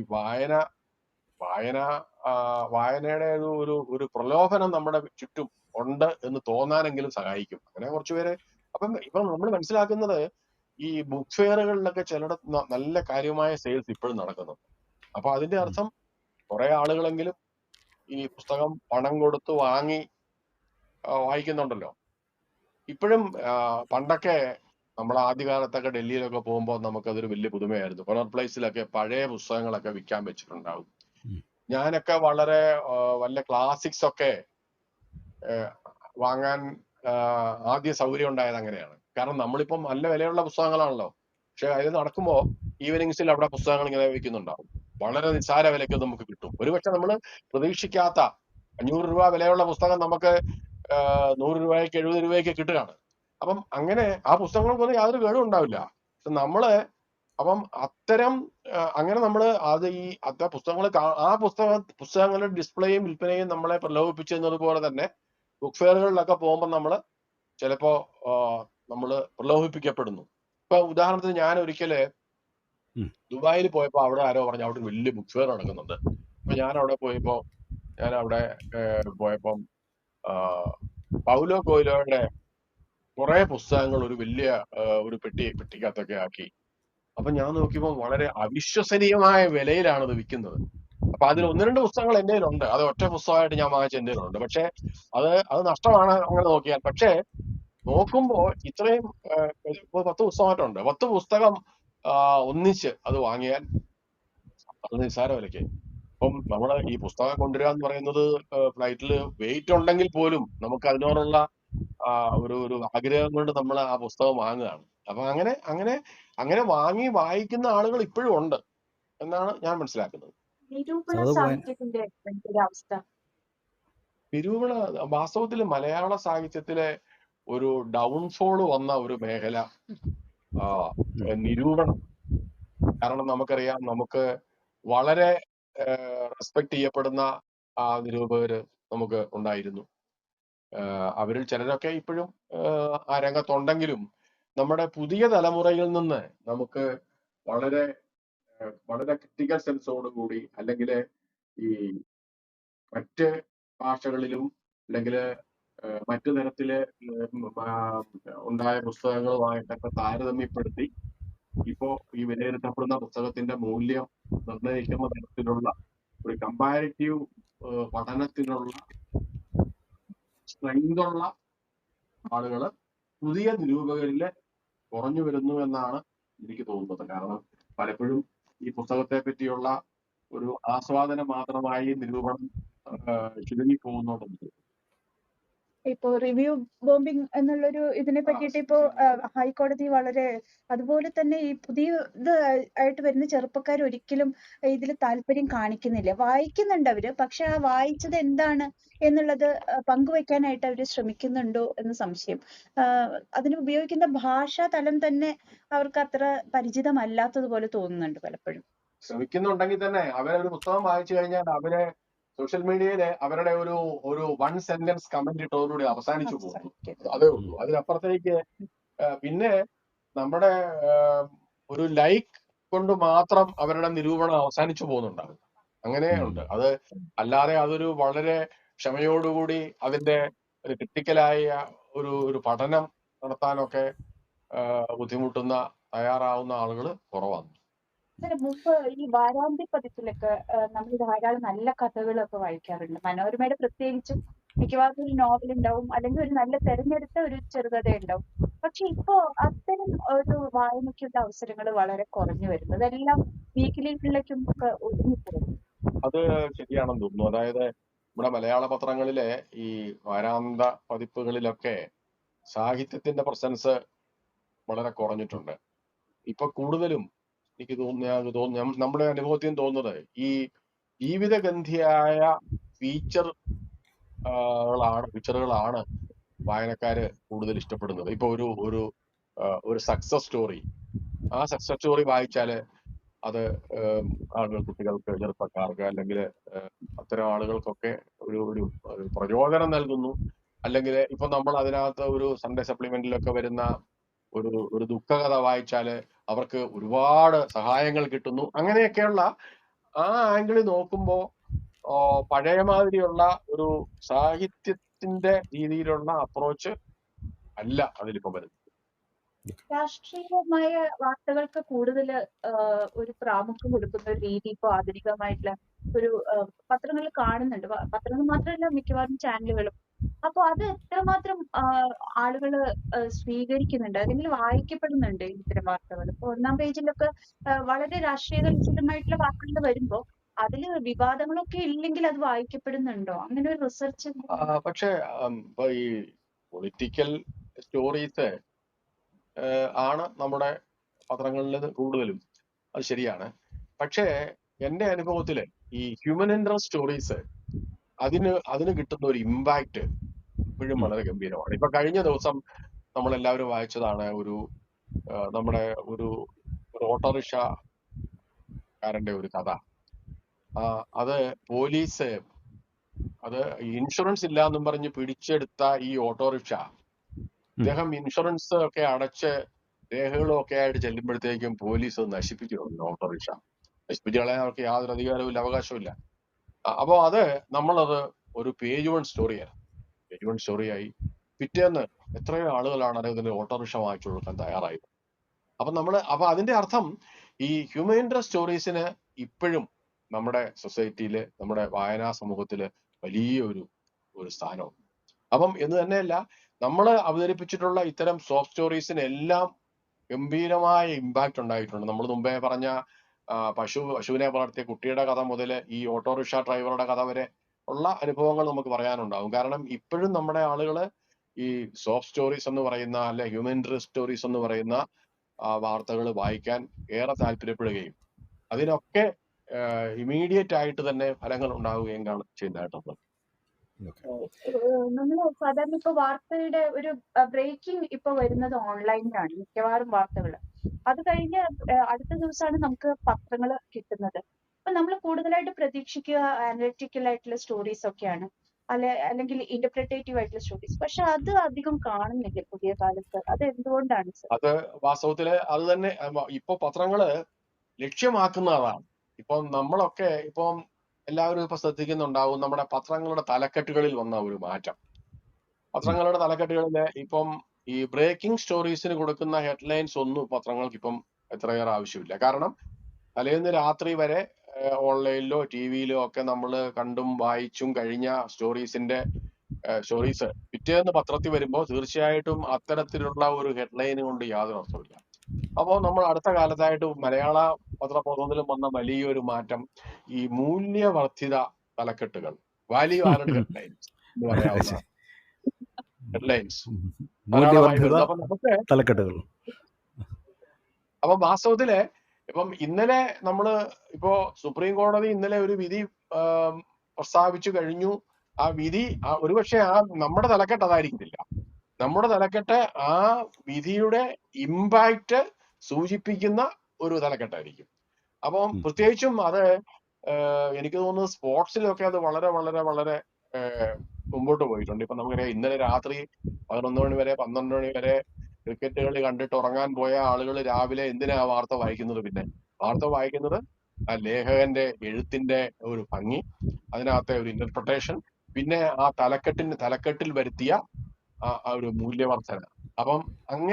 അപ്പം മലയാള പത്രപ്രവർത്തനത്തിലെ തലക്കെട്ടുകളുടെ കാര്യത്തിൽ ഒരു വലിയ മുന്നേറ്റം ഉണ്ടായിട്ടുണ്ട്. അതിന് ഇൻഡയറക്റ്റ് ആയിട്ട് കാരണക്കാരായത് വിഷ്വൽ മീഡിയയും ഓൺലൈൻ മീഡിയയൊക്കെയാണ്. കാരണം അവര് അവതരിപ്പിക്കുന്ന സ്റ്റോറികളുടെ നെക്സ്റ്റ് ലെവലിലേക്ക് പോകാനുള്ള ശ്രമമാണ് ഈ തലക്കെട്ടുകൾ വഴി നടത്തുന്നത്. സാർ, ഇപ്പോൾ രാഷ്ട്രീയ വാർത്തയെ പറ്റിയിട്ട് സാർ പറഞ്ഞു. ഒരുപാട് രാഷ്ട്രീയ വാർത്തകൾ വരുന്നുണ്ട്. പക്ഷേ എപ്പോഴും താഴെത്തട്ടില്, അതായത് അടിസ്ഥാന വിഭാഗത്തിനെ ബാധിക്കുന്ന പ്രശ്നങ്ങളില് രാഷ്ട്രീയ തീരുമാനങ്ങൾ എടുക്കുന്നതിനെ സംബന്ധിച്ച വാർത്തകൾ വളരെ കുറവാണ് വരുന്നത്. പ്രത്യേകിച്ച് ഇപ്പൊ തദ്ദേശ സ്ഥാപനങ്ങളിൽ നടക്കുന്ന പ്രശ്നങ്ങൾ, അതെല്ലാം ജനങ്ങൾക്ക് മനസ്സിലാക്കാവുന്ന രീതിയിലുള്ള റിപ്പോർട്ടിംഗ്, ലോക്കൽ റിപ്പോർട്ടിങ്ങിന്റെ സാധ്യതകൾ പൂർണ്ണമായിട്ട് ഉപയോഗപ്പെടുത്തി എന്തുകൊണ്ട് അത് വരുന്നില്ല? എനിക്ക് തോന്നുന്നത് ഇപ്പം അങ്ങനെ ആകാനാണ് പത്രങ്ങൾ ശ്രമിക്കുന്നത് തോന്നുന്നു. ഇപ്പൊ ഞാന് നമുക്കിപ്പോ നമ്മളിപ്പോ ഒരു ഗവൺമെന്റ് മെഷീനറിയെ പറ്റി നമ്മൾ എത്ര സ്റ്റോറി എഴുതിയാലും അത് അതിന്റെ ഫാക്ട്സ് ആൻഡ് ഫിഗേഴ്സ് വെച്ച് എഴുതുന്നതിനേക്കാൾ അതൊരു ഒരു ഇൻഡിവിജ്വലിനെ അത് എങ്ങനെ ബാധിക്കുന്നു എന്ന മട്ടിൽ വരുമ്പോഴാണ് അതിനൊരു ഇമ്പാക്റ്റ് വരുന്നത്. ഞാനൊരു ഉദാഹരണം പറയാം. ഈ അടുത്ത കാലത്തുണ്ടായ ഒരു സംഭവം, നിഷ ബാലകൃഷ്ണൻ എന്ന് പറയുന്ന ഒരു പെൺകുട്ടിയുടെ കഥ, മനോരമയാണ് അത് കൊണ്ടുവന്നത് ആ സ്റ്റോറി. അതായത് അത് ഈ ആപ്ലിക്കേഷൻ അപ്ലോഡ് ചെയ്യുന്ന അതില് സമയത്തിൽ വന്ന 4 സെക്കൻഡ് ഡിലേ ആയി എന്ന് പറഞ്ഞ് ആ ഓഫീസിന്റെ ചുമതല വഹിക്കുന്ന ചില ആളുകള് ആ കുട്ടിയുടെ ആപ്ലിക്കേഷൻ റിജക്ട് ചെയ്തത്. മനോരമയാണ് ആ വാർത്ത. 4 സെക്കൻഡ്, 12 മണി ആ 4 സെക്കൻഡ് കഴിഞ്ഞതുകൊണ്ട് സ്വീകരിച്ചില്ല. നമ്മൾ ആ സ്റ്റോറി വളരെ ഗംഭീരമായി കൊടുത്തു. അത് അവസാനം നമ്മുടെ സൊസൈറ്റിയില് എല്ലാ രംഗത്തുള്ള ആളുകൾ അതിനോട് ആ കുട്ടിക്ക് അനുകൂലമായി പ്രതികരിച്ചു. അപ്പൊ നമ്മളെല്ലാം കണ്ടു കാണും. അവസാനം ആഫ്റ്റർ സെവറൽ മന്ത്സ് ഇപ്പോ ആ കുട്ടിക്ക് ക്യാബിനറ്റ് തന്നെ ആ കുട്ടിയുടെ കാര്യം പരിഗണിക്കാൻ തീരുമാനിച്ചു, അതിന് ജോലി കൊടുക്കാൻ തീരുമാനിച്ചു. അപ്പൊ കഴിഞ്ഞ ദിവസമാണ് ആ കുട്ടി കൊച്ചിയിലെ ഓഫീസില് ജോയിൻ ചെയ്തു. വാസ്തവത്തില് അത് ഒരേ സമയം പ്രിന്റ് മീഡിയയുടെ ഒരു വിജയ സാധ്യതയിലേക്ക് വിരൽ ചൂണ്ടുന്ന ഒരു സംഭവമാണെന്നുള്ളതിലുപരി ഈ എസ്റ്റാബ്ലിഷ്മെന്റിന് ഇരകളാകുന്ന ആളുകളെ സഹായിക്കാൻ ഈ മീഡിയയ്ക്ക് എന്ത് ചെയ്യാൻ കഴിയും എന്നുള്ളൊരു നല്ലൊരു പാഠം കൂടിയാണ്. അത്തരം സ്റ്റോറികൾ വരുന്നുണ്ട്. പിന്നെ നമുക്കറിയാം, പൊതുവെ ഇപ്പൊ ഒരു നാഷണൽ ഡെവലപ്മെന്റ് ഉണ്ടായ എല്ലാവരും അതിന്റെ പിന്നാലെ പോകും. പിന്നെ മുമ്പ് പറഞ്ഞ നമുക്കതിൽ ചെയ്യാനുണ്ടാവുക ഒരു പക്ഷേ ആവപ്പാടെ അതിന്റെ ഒരു ഇന്റർപ്രിട്ടേഷൻ കൊടുക്കാനുണ്ടാവും. പിന്നെ മുമ്പ് പറഞ്ഞ ഒരു വാല്യൂ ആഡ് ഹെഡ്ലൈൻ ഉണ്ടാവും, അത്രേ ഉണ്ടാവുള്ളൂ. പക്ഷെ എന്നാലും ആ വാല്യൂ അഡീഷൻ രീതി മറ്റ് സ്റ്റോറികളിലേക്കും ഒക്കെ വരും എന്നാണ് ഞാൻ വിശ്വസിക്കുന്നത്. സാർ, നമുക്ക് അവസാനിപ്പിക്കുന്നതിന് മുമ്പ് സാധാരണ നമ്മളെല്ലാ മുതിർന്ന മാധ്യമ പ്രവർത്തകരോട് ചോദിക്കുന്ന ഒരു ചോദ്യമുണ്ട്. നമ്മുടെ അച്ചടി മാധ്യമങ്ങളുടെ ഭാവി, നമ്മൾ കുറച്ച് അതിൻ്റെ ഒരു ഭാഗികമായി നേരത്തെ അത് ചർച്ച ചെയ്തിരുന്നു. അച്ചടി മാധ്യമങ്ങളുടെ ഭാവി അടുത്തൊരു 10 വർഷത്തിനുള്ളിൽ എന്താകും? ടെലിവിഷൻ ന്യൂസ് വാർത്താ ചാനലുകൾ നിലയ്ക്കും, അല്ലെങ്കിൽ അതിൻ്റെ പ്രാധാന്യം കുറയും, വേറെ രൂപത്തിൽ വരും എന്നൊക്കെ പറയുന്ന ആൾക്കാർ തന്നെ അച്ചടി മാധ്യമങ്ങളുടെ ഭാവിയും അത്ര നല്ലതല്ല എന്ന് പറയുന്നുണ്ട്. താങ്കളുടെ അഭിപ്രായം എന്താണ്? അച്ചടി മാധ്യമങ്ങളുടെ ഭാവിയെ നമ്മൾ വിലയിരുത്തുന്നത്, എനിക്ക് തോന്നുന്നത് ഈ പത്രങ്ങളുടെ പ്രചാരത്തിൽ വരുന്ന ഫ്ലക്ച്വേഷൻ മാത്രം വെച്ചിട്ട് ആവരുതെന്നാണ് എൻ്റെ ഒരു വിശ്വാസം. ഇപ്പോഴും നമുക്കറിയാം, നമ്മൾ ഇപ്പോഴും ഇവിടെ ഇരുന്ന് പറയുന്നത്, ഇപ്പൊ ന്യൂയോർക്ക് ടൈംസ് അമേരിക്കൻ പ്രസിഡന്റ് ഇലക്ഷനിൽ എന്ത് നിലപാടാണ് സ്വീകരിക്കുന്നത് എന്നുള്ളത് വാസ്തവത്തിൽ അവിടെ അമേരിക്കയിലെ സൊസൈറ്റിയിൽ ഒരു പ്രധാനപ്പെട്ട വിഷയമാണ്, അല്ലേ? ഒരുപക്ഷെ ന്യൂയോർക്ക് ടൈംസിന് 2000-ൽ ഉള്ള അത്രയും കോപ്പികൾ ഇപ്പോൾ ഉണ്ടാവണമെന്നില്ലായിരിക്കും. അതുപോലെ ഈ പ്രിന്റിന്റെ അതിന്റെ പ്രിന്റിന്റെ ഇമ്പാക്ട് എന്ന് പറയുന്നത് സർക്കുലേഷൻ വെച്ച് മാത്രം വിലയിരുത്തുന്ന ആ പഴയ രീതിയിൽ മാറ്റം വരും.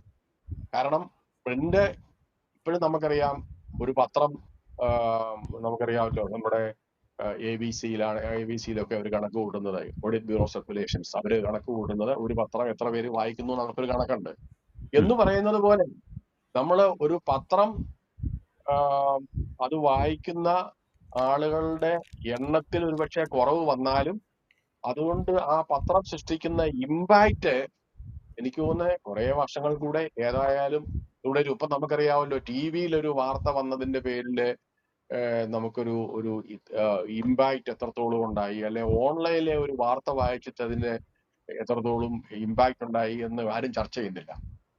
അത് അച്ചടി മാധ്യമത്തിൽ വരുന്ന ഒരു വാർത്ത അല്ലെങ്കിൽ ഒരു കമന്റ്, അതാണ് പിന്നെ മറ്റു മാധ്യമങ്ങൾ ചർച്ചയ്ക്ക് എടുക്കുന്നത്. അപ്പോ അങ്ങനെ നോക്കുമ്പോ നമ്മള് സർക്കുലേഷൻ വൈസ് ആയിട്ട് അല്ലെങ്കിൽ പ്രചാരത്തിന്റെ അടിസ്ഥാനത്തിൽ മാത്രം ഭാവി കണക്ക് കൂട്ടുന്ന ആ രീതി നമ്മളൊന്ന് മാറ്റിയാൽ നമുക്ക് കുറെ വർഷങ്ങൾ കൂടെ തീർച്ചയായിട്ടും ഈ പ്രിന്റിന്റെ സാന്നിധ്യവും ഇമ്പാക്റ്റും തുടരും എന്ന് തന്നെയാണ് എന്റെ വിശ്വാസം. ഈ പ്രിന്റ് തന്നെ ആവണമെന്നില്ലല്ലോ, അതെ ഓൺലൈൻ അതെ അതെ അതെ അതെ അതെ അതെ അതെ പത്രങ്ങള് അത് അച്ചടി ഈ പ്രിന്റ് എന്ന് പറയുന്നത് അച്ചടിച്ച് കടലാസിൽ മാത്രം കാണുന്നതിന് ഉപരിയായ ഒരു പ്രിന്റ് ഉണ്ടല്ലോ. അപ്പൊ നമ്മള് പത്രങ്ങളുടെ സാന്നിധ്യം പത്രങ്ങളായിട്ട് തന്നെ ഓൺലൈനിൽ നമുക്ക് സാന്നിധ്യമുണ്ട്. അപ്പോ അതിലാണ് നമ്മുടെ ആ ഇമ്പാക്ട് തുടരാൻ അത് ഒരുപക്ഷെ സപ്പോർട്ടീവായ ഒരു കാര്യമായിട്ട് വേണമെങ്കിൽ കാണാം. കാരണം ഓൺലൈനിലൂടെ പത്രങ്ങൾ വായിക്കപ്പെടുന്നു എന്നും പറയാം. അപ്പോൾ അരനൂറ്റാണ്ടിലേക്ക് കടക്കുന്ന അല്ലേ ഹേമ, നമുക്ക് ചോദ്യമുണ്ടോ? ചോദ്യമുണ്ട് സർ. അതായത് ഇതിന്റെ വിഷ്വൽ ഇമ്പാക്റ്റ് ആണ് ഇപ്പോ പത്രങ്ങളുടെ ആയാലും കൂടുതൽ പ്രാധാന്യം നേടുന്നത്. അതായത് ഇപ്പൊ ലേഔട്ട് തൊട്ട് ഫോട്ടോഗ്രാഫ്സ് വരെ. അപ്പോ ടെക്സ്റ്റ് കുറഞ്ഞു വരുന്ന ഒരു അവസ്ഥ കൂടി ഉണ്ടല്ലോ സർ. ഉണ്ട്. അതായത് വാസ്തവത്തിൽ ഇപ്പോ ഈ ന്യൂസ് പേപ്പർ ഡിസൈനെ പറ്റിയുള്ള നമ്മള് ഈ ചില രാജ്യാന്തര ക്ലാസ്സുകളിലൊക്കെ പോകുമ്പോൾ നമുക്ക് മനസ്സിലാവുന്ന ഒരു പുതിയ സമീപന രീതി. നമ്മൾ പണ്ട് ഒരു 20 വർഷം മുമ്പ് 25 വർഷം മുമ്പ് പ്രിന്റ് മീഡിയയെ ആരും വിഷ്വൽ മീഡിയ എന്ന് പറഞ്ഞിരുന്നില്ല. പക്ഷെ ഇപ്പോ print also is visual media. അതായത് പത്രത്തിന്റെ ആ ഒരു വെരി പ്രസൻസ്, അതിന്റെ അവതരണം, അതിന്റെ ഒരു ചിത്രം, അല്ലെങ്കിൽ ആ ചിത്രം എങ്ങനെ അവതരിപ്പിക്കുന്നു എന്നുള്ളത് തന്നെ. അപ്പം ഒരു വിഷ്വൽ സ്റ്റോറി ടെല്ലിംഗ് ആണ് പത്രവും നടത്തുന്നത്. അതുകൊണ്ടാണ് പത്രങ്ങളൊക്കെ ഇപ്പൊ നമ്മൾ എന്തുകൊണ്ടാണ് പത്രങ്ങൾ റീഡിസൈൻ ചെയ്യുന്നു.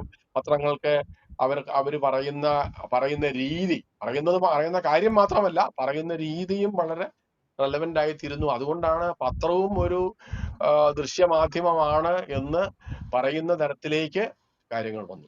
റേഡിയോ പോലും വിഷ്വൽ റേഡിയോ ഉണ്ടെന്നാണ് പറയുന്നത്. സർവീസ് ജേർണലിസം എന്നുള്ള ഒരു സാധാരണ പത്രങ്ങൾ കുറെ വർഷങ്ങളായിട്ട് അനുവർത്തിച്ചു വരുന്നുണ്ട്. ഇപ്പൊ അത് പക്ഷെ വളരെ ചുരുങ്ങിപ്പോയി. ഇപ്പൊ പഠിപ്പുര പോലെ ഇപ്പൊ നമ്മളത് കൂടുതൽ അതിലൊരു ഇപ്പൊ നമുക്ക് ഈ അടുത്ത കാലത്തായിട്ട് മനോരമയിലെ വിവരജാലകം എന്നൊരു കോളം തന്നെ ഉണ്ട്, മിക്ക ദിവസങ്ങളിലുണ്ട്. അപ്പൊ നമ്മുടെ ആളുകൾക്ക് അറിഞ്ഞിരിക്കേണ്ട യൂട്ടിലിറ്റി പോയിന്റ് ഓഫ് വ്യൂവിൽ അറിഞ്ഞിരിക്കേണ്ട കാര്യങ്ങളാണ്. അത് ഒരു സർവീസ് തന്നെ ആയിട്ട് നമ്മൾ ഒരു റിലീജിയസ് ആയിട്ട് തന്നെ നമ്മളത് ഫോളോ ചെയ്യാൻ ശ്രമിക്കുന്നുണ്ട്. പക്ഷെ എല്ലാ ദിവസവും ചിലപ്പോൾ ഒരുപക്ഷെ അത്തരത്തിലുള്ള ഒരു യൂട്ടിലിറ്റി സ്റ്റോറി നമുക്ക് കിട്ടണമെന്നില്ല. പക്ഷെ കിട്ടുമ്പോഴൊക്കെ നന്നായിട്ട് കൊടുക്കണം എന്ന് തന്നെയാണ് നമ്മുടെ വായനക്കാരന്. അതെ അതെ അതെ അതെ പത്രങ്ങളെ പറ്റി പഠിപ്പിക്കുമ്പോഴൊക്കെ പറയുന്നത്, പത്രത്തിൽ നിന്ന് എനിക്ക് എന്ത് കിട്ടും എന്ന് വായനക്കാരൻ ചോദിക്കുന്ന ഒരു സൈലന്റായ ഒരു ചോദ്യമുണ്ട്. ആ ചോദ്യത്തിന് ഉത്തരം നൽകാൻ പത്രങ്ങൾക്ക് കഴിയണം എന്നാണ് പറയുന്നത്. എനിക്ക് എന്ത് കിട്ടും, ഞാൻ അതിന്റെ വായനക്കാരനായിരുന്നാൽ എന്ത് കിട്ടും. അപ്പൊ അതിനുള്ള ആൻസർ കൂടി നമ്മൾ പത്രങ്ങളിൽ കൂടെ നൽകാൻ ശ്രമിച്ചുകൊണ്ടിരിക്കും. പല കാര്യങ്ങളിലും മനോരമയെ ഒരുപാട് വിമർശിക്കുന്നത് നമ്മൾ കേൾക്കുന്നുണ്ട്. അതേസമയം മുൻപേ പറക്കുന്ന പക്ഷിയാണ് പല തീരുമാനങ്ങളിലും മനോരമ.